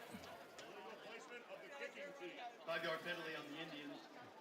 So they'll move that back 5 yards and be a little slightly longer extra point, but this will give Jesse Lewis a chance to work on his field goal tries here. He missed the last one. Went wide left. So this will be a 25-yarder.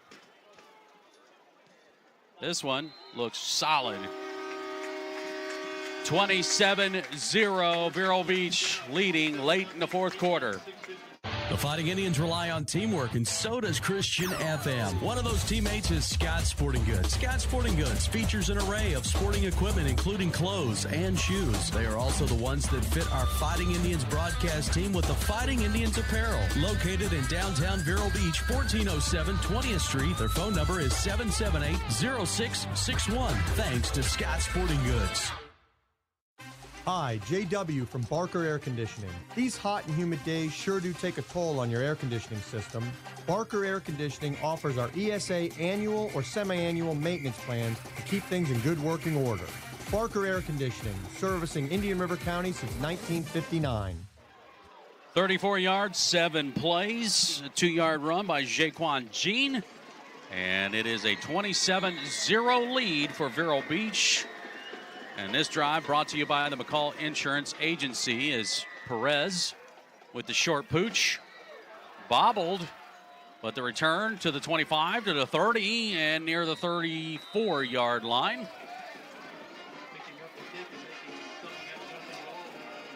As a kicker, it was in on Jesse Lewis. Cameron Perez was the kicker. Well, but no, Cameron was. Okay. Yep. I thought I saw 21 in there on the. 21 is Matt King, I believe. That's who it was made the tackle then. There you go. Matt King. That's right. That's what I said originally. Calm down, Gary. Oh, am I fired up? It's just a different player, man. I That's know. all. It's just a. Sorry, man. I'm still having withdrawals from that bad call. Hero. Campbell. Quick flip. Wow, what a big hit. Fumble. Scoop. Score it. Anderson. And a flag. Oh, my goodness. They're going to call this one back. You're going to get a penalty for a block behind the play.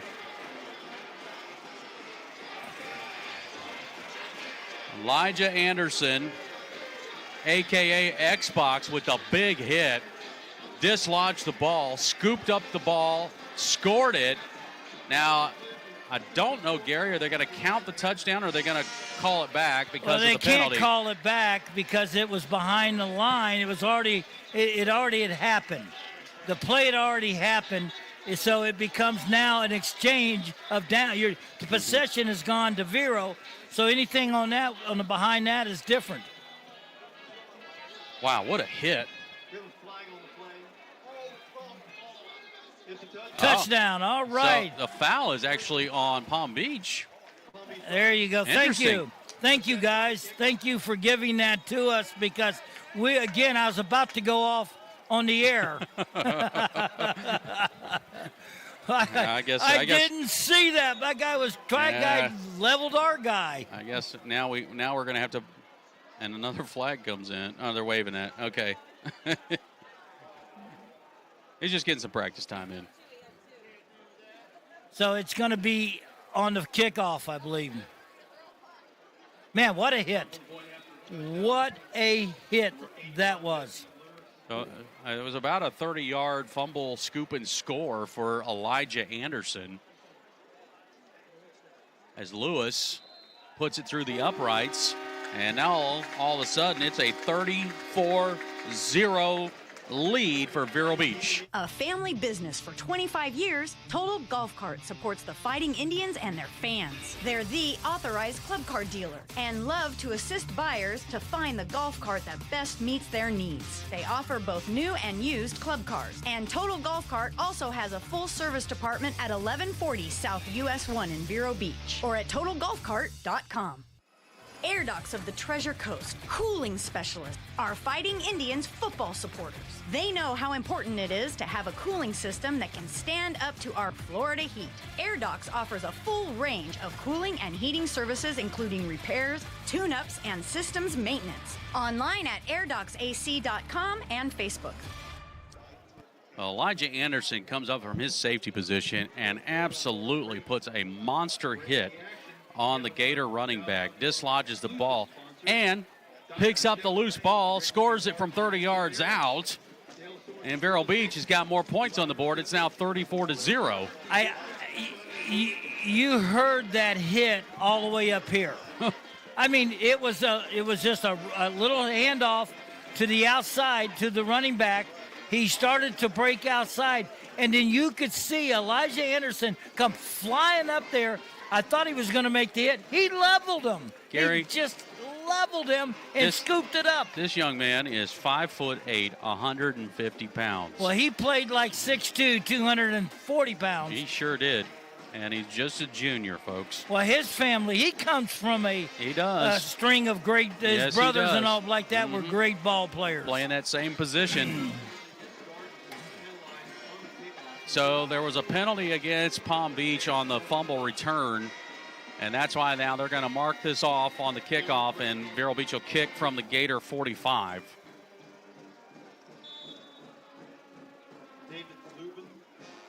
Perez, high, deep, touchback, nearly a field goal.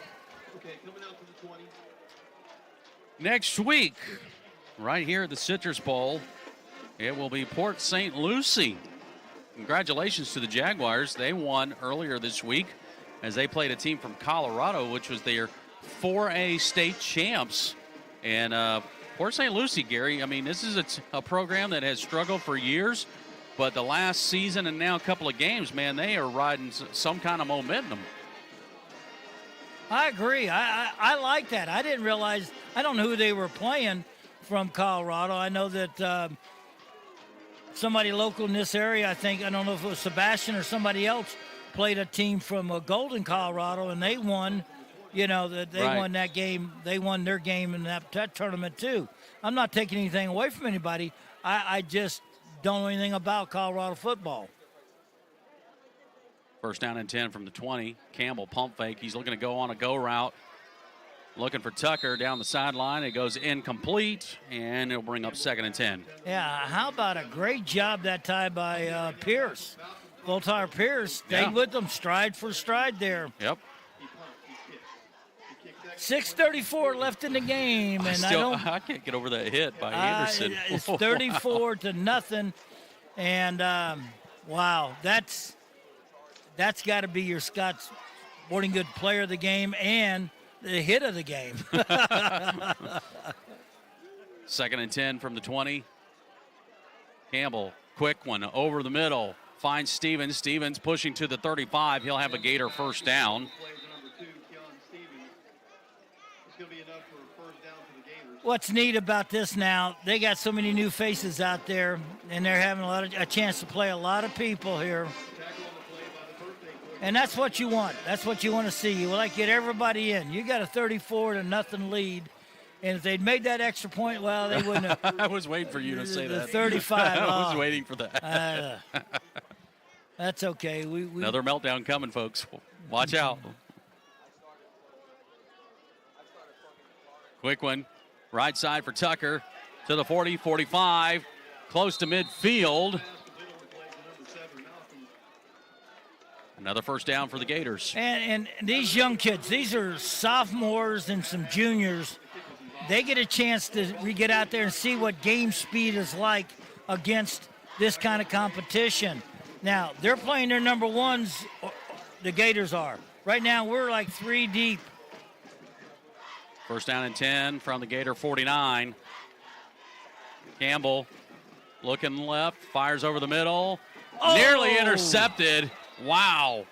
It went through like 3 different sets of hands over the middle. James Williamson would love to have that one back. That one hit him. He was going over to try to make a tackle if he caught it, and the ball went through a set of hands and hit him right in the face mask.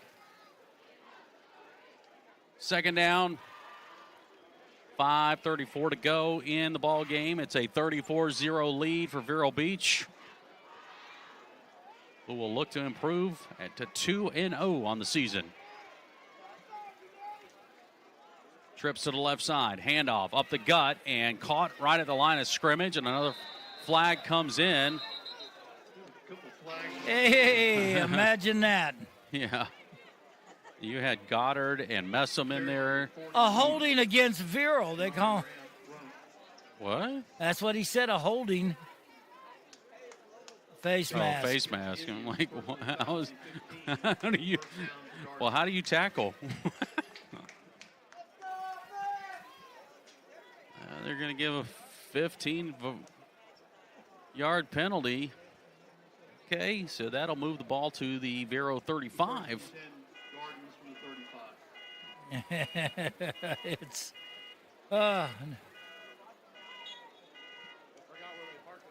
oof. Don just gave me a stat. I think I'll wait till the postgame show before I share that one. Campbell, pressure. There's a big hole right there. Yeah, this is all coming back. Doesn't matter what happens here on this pass. The receiver is going to get tripped up inside the 20-yard line. a tackle just happened in the backfield. Oh, my wow. goodness. Now, that was a good hold. If you're going to get called for it, make your it money's good, worth. man. Get your money's worth. Yeah. I always said if you're going to foul, make it good. So that will stack that one back as we're reaching 5 minutes remaining fourth quarter. I got a receiver that's hurt. Yeah. That is George. Simmons, isn't it? No. Renford George. Renford George, yeah. By the way, for those of you that are interested in seeing the Fighting Indians marching band, we will have that performance posted on our YouTube channel later on tonight. As George not able to get off the field, so he's being attended to right now. That's the thing you hate to see in a game. Yeah. You hate to see injuries anytime, any game. And, I mean, especially, here you are in week 2, and, you don't want to speculate on what the injury is, but you hope it's nothing too serious so that he can be back for next week. Well, Coach Higgins, I understand what he's thinking here. Look, we need reps. We need as many reps as we can against a good team. And the reps are important for the quarterback, for the wide receivers, for the running backs, the linemen, to get out there and get this contact. They're playing – this is a barometer game. They came off of Atlantic last week, who apparently went into overtime, and this may be whatever. I'm not going to take anything to knock Atlantic, but they beat Atlantic. They went in there and did it. Yeah, you play an emotional game like that, you just never know. Well, is there potential for there to be, an emotional hangover? Yeah, sure. I'm not sure that's what happened here tonight. No, they've been playing well. They ran into a buzzsaw tonight. Yeah. They got it. I think, again, we'll talk more about this in our Roy Bell Grading Services postgame show, but, you talk about, making adjustments, and, Coach Mata and Coach Bethel and Coach Rahal and those guys over there, they make some nice adjustments on that defense. After they see a series or two, they make some adjustments, and you see the difference. The difference, a lot of people may not know this, but this coaching staff has been together a long time. The newest member is Bill Mata, who coached years ago at Vero Beach for Billy Livings and Fuzzy and those guys in that era, and he became the head coach over at St. Edwards, and when Robert Leslie decided to step aside, and think about that, Gary, that left an opening for Bill Mata. You think about that for a second, Gary. You just talked about it. Okay, so you got Coach Mata, who was a head coach. You got Coach Randy Bethel, who was a head coach. These are guys that are just your assistants over there. Yeah, I mean, it's a phenomenal, and you got a guy that everybody coaches for him loves Lenny. Yeah, I do. I coach for him. I think he's great. I think it makes me want to. That's why I'm doing it and going out there, is having fun teaching kids. All right, so Renford George able to get off the field, back to play here, and it's going to be a handoff up the gut to midfield to bring up second down for the Gators. Clock will continue to roll here as we're at 4:44 and counting in the fourth quarter with a 34-0 score. Vero Beach on top. So looking ahead, Port St. Lucie next week. Then for week 4, it will be Westwood. And then week 5, hard to believe we'll be at midseason, but it'll be Miami Palmetto here at the Citrus Bowl. Going down the sideline. Indians there stride for stride, and a good job to break up the pass intended for Simmons. I'm going to tell you, that was a great job. And Frederick. That's our boy. Frederick. Yeah, how about that? Frederick is a sophomore, and he does a great job of stride for stride with their big guy. Gary, you start, we call out these names and we start talking about what grade they're in. I mean, look at the depth that we've got. They've got 10th and 9th graders here. They're probably 10 or 12 9th and 10th graders on the varsity team. It's amazing. And I'm going to tell you, in the 9th grade team we have, there's some really good ones down there, too. 3rd and long at midfield. Campbell letting it fly down the left side. He's got a receiver, and it's just a little too far. He was looking for Kenyon Stevens over there on that far side, and it's going to fall incomplete and fourth down. Good coverage again, and I tell you what, that wasn't a bad pass by Campbell to Stevens, because the only person that would have caught that was going to be him, Stevens, the receiver. So they'll bring Tucker out to punt the ball away. 4:10 to go.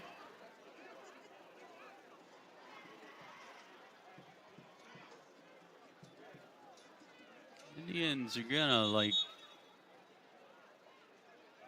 doesn't look like they're gonna drop anybody back deep. I believe they think they're gonna let it pooch. I see one of the assistant coaches saying, drop back. Oh, we've got some more pressure on there. It's going to be a line drive. This ball's rolling, and just does get in the end zone for the touchback. He gets down there inside the 5, and you're like, well, yeah, right. blowing on that thing. Get in that end zone.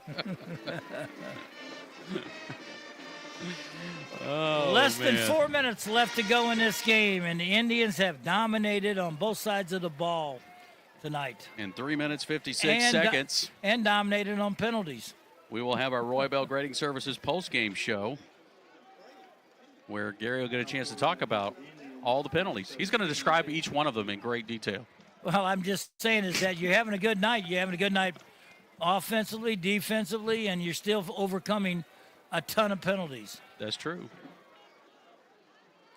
First down and 10. Whiteley, hands off. And really not much going there. It'll be about a loss of a yard. Well, I guess they're going to give him a no gain on the play. And Hillsman getting the call this time. Talking about a freshman. Yeah, there he is. There's another one right there. You'd like to see him get loose on one. I don't think there's a guy out there who can catch him, maybe. Give him a yard gain on the play. 3:20 to go. Whiteley, hand off again. Hillsman bouncing off to the right side. Flag comes in. Hillsman pushes his way to the 25-yard line, but guess what? Jonathan Hillsman, flag on the play. You know, maybe we ought to get a sponsor for penalties. For penalties, he'd have you get his money's worth tonight. He sure would. Or they would. This is the Gary and Paul brought to you by... So, Gary and Paul is brought to you and for penalties. We're here because of the penalties. Oh, no, that's all you, my friend. That's all you. 5 yards for the Indians, remains second down. So it'll be a 5-yard penalty and bring up third down and 14. Or excuse me, second down and 14. 16-yard line, second down and 14. 3:09 to go.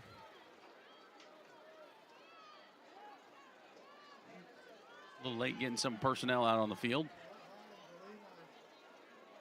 Play clock is at 7. And 3, 2. We're going to have to take a timeout. Well, this can happen when you're trying to get others, some of your second and third teamers in. How about some of the third and fourth teamers? I don't, you're trying to get them in the game. You got less than 3 minutes to go. Yeah. And you want to get them in the game as much as you possibly can, but they're waiting around and they're like little dogs and little puppies. Hey, yeah, I want to play. I want to get in like that, and they're bouncing around on the sideline. And coach, can I get in? Can I get in, coach? Can I get in? I get that every game as a coach. Settle down, back up. Yeah, but enough about our broadcast. Yeah. They're all excited. They want to play. 2 minutes, 49 seconds to go. And you can almost tell that the game we're out of hand or out of Yes, it is. Our topics have changed and our talking about, trying to keep you guys interested. I don't want to take a look at the ratings. Once it gets past 9 o'clock, I'm pretty sure it was a drop-off. Pretty significant. Whiteley rolls out, fires. And a good catch That's Out of bounds around the Hillsman. 20. No, it'll be around the 27, I think. No, they're going to say he went out at the 20. Oh, wow. Really? Oh. Okay. That was Hillsman. Demetrius Williamson. No, Teams are kind of back to the original line of scrimmage, looking at a 3rd and 9 from the 21. so they'll get it to the 20-yard line where it'll be 3rd down and 9.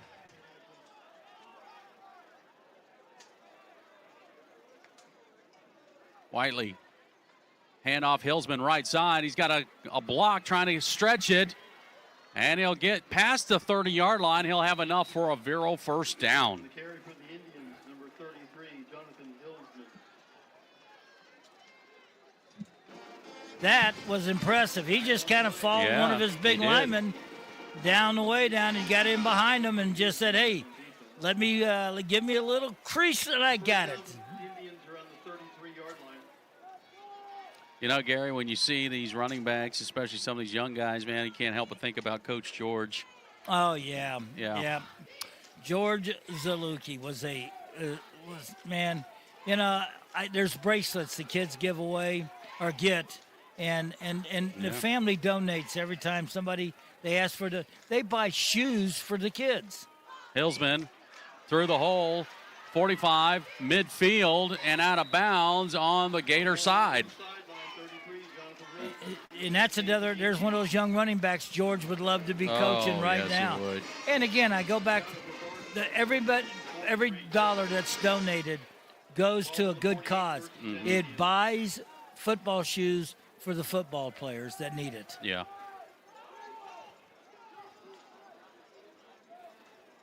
$19 yards on that carry for Jonathan Hillsman. 90 seconds to go in this ball game, and we'll just try to milk this clock as long as we can here as the play clock down to 10 seconds. And on first down, hand off again, Hillsman, right side. And Jonathan able to get about 3 on the carry. Jonathan Hillsman on the carry for a couple. Well, Vero will walk away 2-0 tonight, Paul. And again, as you said, a much improved Port St. Lucie. We'll talk about that in our post-game show coming into the stadium next week. Second down. As we're down inside a minute now. And they pretty much can just take a knee here. Yes, they would. I think you're probably right. They would probably take. We'll let another few seconds run off this clock. You take a knee, and it's a ball game. Whiteley from the gun. Going to hand off right side through the hole to the 35-yard line. Frazier with the carry. Another one in the stable there. And that's going to do it for this ball game. Vero Beach is going to move to 2-0 with a 34-0 win over Palm Beach Gardens. We'll step aside when we come back. It'll be the Roy Bell Grading Services postgame show. This is Fighting Indians football. Thanks to Roy Bell Grading Services for sponsoring Fighting Indians football and the Fighting Indians post-game show. Roy Bell Grading Services is locally owned and operated, providing services to this area for over 37 years. Roy Bell Grading Services offers services such as land clearing, grading, laser grading, and complete site work. Hi, my name is Chase Bell. My family and I support Fighting Indians football and Christian FM. Go Indians! No job too small or too big. Roy Bell Grading Services. We roll the earth. 772-473-4559. Perkins Pharmacy in Vero Beach is glad to be a supporter of Christian FM and to help put Fighting Indians football on the radio. Owner Edwin Perkins and his staff are all big fans of the Fighting Indians, and they hope Coach Jankowski and the team have the right prescription for another winning season. Perkins Pharmacy is on State Road 60, right across the street from KFC. Their phone is 978-6470. The Tripp family, GNC, and the Miracle Mile are crazy about the Vero Beach Fighting Indians and their fans. Joe and his staff have over 2 decades in the supplement business and know all about sports nutrition, along with vitamins, herbs, weight loss, and wellness products. GNC also offers meal replacements and testosterone support and tailors their products to meet individual needs. 562-2450. Welcome to the Fighting Indians postgame show, presented by Roy Bell Grading Services. 34-0 win. Fighting Indians go to 2-0 on the season with their win over the Palm Beach Garden Gators. Welcome to the Roy Bell Grading Services postgame show. I'm Paul Tipton along with Gary Parris, and welcome inside our broadcast booth presented by Joey's Downtown Dapper Barbershop. Gary, the Indians, maybe a little bit of a slow start because of the penalties, but, man, once they got it going, man, they were on fire. Well, the defense allowed this team to get back into sync. Mm-hmm. Our defense did such an outstanding job. It allowed the offense to make some mistakes, to make some penalties that you need to clean up, and they lost a few possessions because of that, and the defense, though, allowed them to get into it, and when they got into it, and they did it, they were strong. When they made their drives, they were good. Yes, they were. And speaking of that defense, our defensive coordinator, Bill Mata, is standing by with Ronnie Self down on the field. Ronnie? Legend already. Okay, guys, I got Coach Mata down here tonight. And, Coach, just a lights-out performance by your defense tonight. These guys were just hustling from the get-go. Well, yeah, they did a great job. You keep a goose egg up there, and they played stout up front. I mean, we knew we'd have to win the battle in the trenches, and that's they got it done up there. We kept the quarterback contained most of the night, and that was what we were a little bit worried about. He had the ability to extend some plays, and the boys held up in coverage. I mean, I think everything just worked out real good. It did. You couldn't have scripted any better than it played out tonight defensively. Offensively, we kind of struggled a little bit, and defensively, we just kept them in the ball game until they could get things together. Yeah, I guess I wasn't really watching the offense. The defense came out, and they just went to work every down. I was real proud of them when we had a little turnover deep in our own territory, and they answered the bell and held them out of the end zone, kept the 0 up on the board. They did, Coach, and I know throughout the week you teach them how to read, and a lot of film time for them, and you teach them how to read and their correct angles, correct lanes, and those kind of things. And you talked about it again with them at halftime, some of the things that they might come out and work on offensively against our defense. Yeah, and we really had a short week this week. We lost half a day on Monday, a full day Tuesday, half a day Thursday, had one good full day of work on Wednesday, and that really shows the resilience of a team when, even though we had to adjust from the field to inside, they make the best out of what they have, and they're learning.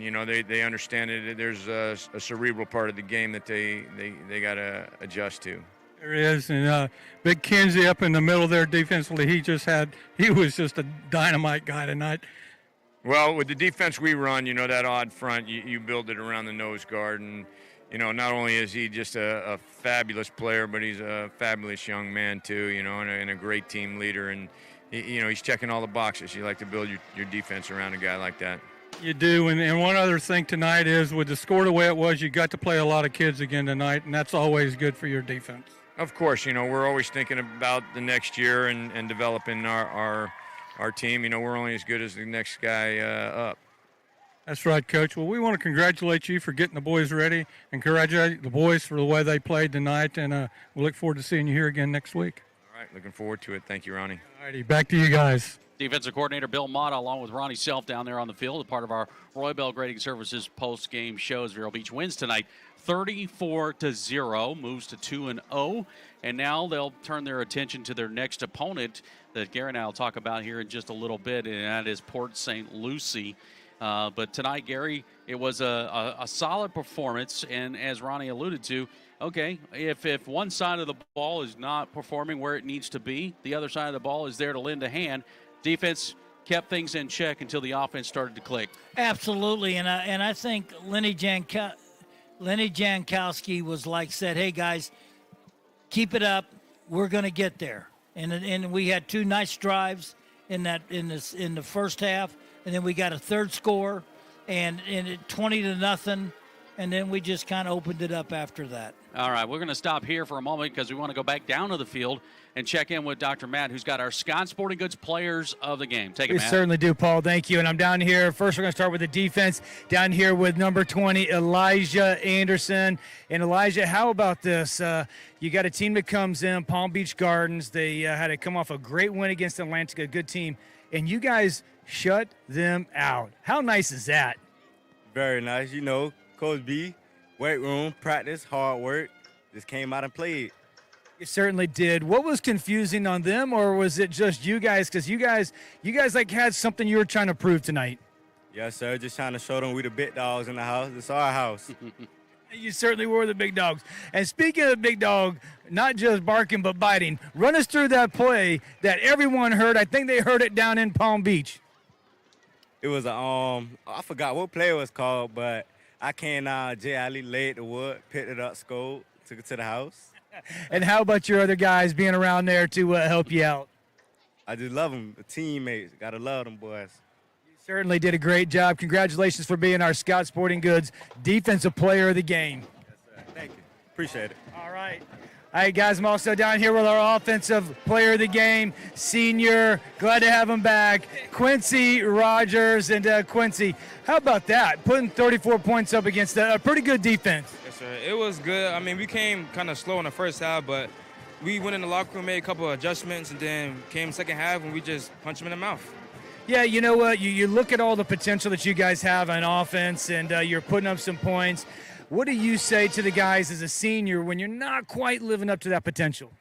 I mean, all I say is really pick your head up. I mean, I'm a leader myself, so when a guy's down, I just, like, hold them accountable, and they hold me accountable. So I expect the same thing out of them, what I do for them, because I know if I don't have the O-line, the block, then I can't go nowhere. And I know if I got the quarterback, the direct the offense, we can't do nothing. So we just trust each other. We just hold everybody accountable. Trust, I love it, I love it. Speaking of trust, how about Coach Jankowski trusting you with touching the ball 24 times tonight, 16 on the run, 8 in the pass? I mean, I knew it was coming. I was really ready. I was praying for this moment to happen, and I just want the ball a lot more. I know what I can do when I get the ball in my hands. I know what I can do for the team. It's not just my individual stats, it's about the team, because I feel like we can really win state this year, and when I get the ball in my hand, it's dangerous. Yes, it is. Yes, it is. I love it. And what a great smile, guys. Quincy, congratulations for being our Scott Sporting Goods Offensive Player of the Game. Yes, sir. Thank you very much. All right, back to you guys. All right, thanks a lot, Matt. I love it. Quincy Rogers, senior running back for us here tonight, did a spectacular job. And then Elijah Anderson on defense with that unbelievable hit. Scoop and score on the fumble recovery. I honestly, Gary, I still cannot believe the hit was one thing, but the fact that he made the hit, picked up the fumble, and ran it in. You know, I've been doing these games. This is my 41st year of broadcasting here at Vero Beach High School. And that's one of those top 5 plays that you'll never forget. Mm-hmm. And that was a hit that we heard up here. Yes. And not only did he knock him down and the ball loose, he scooped it up and ran into the end zone. That's just athleticism. He's a tough kid to begin with. 150 pounds. Amazing. He laid that out like he was a 220-pound linebacker. At first, I thought, well, that had to be Keyshawn Campbell. You know. Nope. It was the Xbox. Yes, it was. It was. And boy, what a great play. Boy, did he show his superpowers there. I hope we get that. I hope we can get that for. Yeah, me too. So we're going to step aside. We'll come back, talk more about this game, and get set up for next week's game against Port St. Lucie. We'll have more right after this. Thanks to Roy Bell Grading Services for sponsoring Fighting Indians football and the Fighting Indians post-game show. Roy Bell Grading Services is locally owned and operated, providing services to this area for over 37 years. Roy Bell Grading Services offers services such as land clearing, grading, laser grading, and complete site work. Hi, my name is Chase Bell. My family and I support Fighting Indians football and Christian FM. Go Indians! No job too small or too big. Roy Bell Grading Services. We roll the earth. 772-473-4559. Since 1980, the Village Beach Market has been that local store on the beach filled with friends that always has something for everyone. And we've been Fighting Indian fans for generations. From fresh baked goods to prepared foods to chef-inspired lunches and dinners, our slogan says it best, simply better. We're online at villagebeachmarket.com. Thanks to Longevity Rehab Centers in Vero Beach and Sebastian, owned by locals whose mission is to help heal those who are hurting with a goal of getting them back to a productive life. Longevity Rehab has built a reputation of trust with their clients from the top down, offering both physical and massage therapy designed to restore, relieve, or maintain a healthy lifestyle. Blue Cross Blue Shield, Humana, Cigna, United Healthcare, Health First, Medicare, and most insurances are accepted. LongevityRehab.com. Welcome to the Fighting Indians postgame show presented by Roy Bell Grading Services. Welcome back as we put a wrap on tonight's contest against Palm Beach Gardens. 34-0 win for Vero Beach. Saw some interesting plays tonight, Gary. It was a struggle in a lot of ways at times. A lot of learning will be done from this game. Coaches will now be able to really see how the opponent, a good hitting opponent, and they saw a lot of mistakes and you still won. Yeah. What kind of team does that tell you you have? You got a pretty daggum good team when you can have a ton of penalties, a bunch of missed blocks, and you still won 34-0 against a really good team. That tells you how good you potentially can be. Eliminate those penalties, eliminate the mistakes, and this team could have a really, really good year. I don't want to harbor on it too much, but I'm just going to throw the number out at you. Okay. You ready? Yeah. So we had 16 penalties tonight. This is just for Vero now. 16 penalties for 130 yards. Yeah. That is just something that will eat at Coach Jay. It eats at anybody that's a coach. It's going to eat at the fans. It's going to eat the coaching staff. It'll eat the players too. And some of that, I mean, let's be honest. I don't want to get on a soapbox here, but, obviously there are mistakes that are made both by player and officiating. Oh, sure. So some of that is not necessarily accurate. But you still got to look at that number and you say even if half of that number is accurate, that's too many. Out of curiosity, how many does Don put down the penalties for Palm Beach Gardens? Beach? Yeah. They had 15. So now put them both together and you have, 31? Mm-hmm. 31 penalties in a game. Now, that's yeah. I mean, again, and I said before, they're throwing the flag on both sides of the ball. It's not just Vero. No. It wasn't lopsided. No, not at all. But I still got one that I think that Lenny ought to send. Well, he's got a replay that he certainly could use. Yes. So, all right. So let's put that one aside. Okay. We got Port St. Lucie. I'll give the final stat numbers here in just a moment. But Port St. Lucie next week, the Jaguars, like I said earlier in the broadcast, they had a remarkable season last year, got to the playoffs for the first time, and I can't remember how long. And now they've won their first 2 ball games of the season. That's good. That's good for the program. I like the competition. I think it's good for you. I think you came out tonight Vero prepared.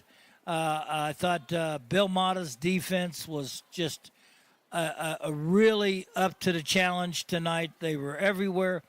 Discipline and the blitzes, the stunts.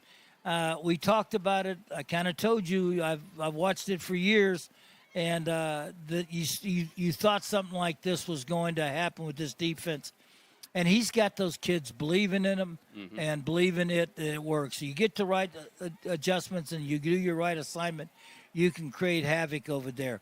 Now they're going to be a big game next week against a team that again it's undefeated. Yeah, and so. You just got to go out and do what you do best and let them worry about them. You just read their films, see what they do, and then you go out and you play your ball. I mean, you don't put any more into it than that. You look at it and say, okay, you're 2-0, you're good. We give you a lot of respect. But we're going to come play Vero ball. Yeah, absolutely. So we're looking forward to that game for sure. I'll give you a quick rundown of these stats brought to you by Durfee's Heating and Cooling. Total offense tonight for the Jaguars, for the Gators, is 102 yards. Through the air tonight, Campbell just 101 yards. He was 11 of 18 for 101 yards. Stevens was his top receiver with 7 catches for 48 yards. We'd already talked about all the penalties and stuff. Vero Beach totaled up 330 yards of offense tonight. They had 16 first downs on the evening. 138 of that was on the ground, and Quincy Rogers 16 carries for 86 yards and a touchdown. You had Elijah Anderson that had that scoop and score for 30 yards. Through the air tonight, Tyler Aronson, 20 of 30 for 187 yards and 2 touchdowns. Jake Whiteley was 1 of 2 for 5 yards tonight. Jacobs had another solid performance tonight through the air, caught 8 balls for 98 yards and 2 touchdowns. Rogers, 8 catches for 96 yards. Woolard, 2 for 16. Jean, 1 for 14. And Smith, 1 for 13. So another solid performance by the Fighting Indians. And, of course, those final stats brought to you by Durfee's Heating and Cooling. And next week we get set for our next opponent, which will be Port St. Lucie. I want to thank our executive producer of Christian FM Sports and Vero Nation Network. It's John Hamilton. Our director and field engineer is Kevin Boslaw. Studio engineer was Jacqueline Tipton. Video director is Jay Kendall. Director assistant Devin Ingram. Cameras Kenneth Loans and Ian Salvatore. Stats Don Dexter and Derek West. Interviews Bobby Paris and Matt Paris. Sidelines Ronnie Self and Matt Paris. And my analyst over here is Gary Paris. Next week we are on the field here at the Citrus Bowl. Game time 7 p.m. against Port St. Lucie. Our coverage begins at 6 p.m. with countdown to kickoff. As always, we love you. Go Indians.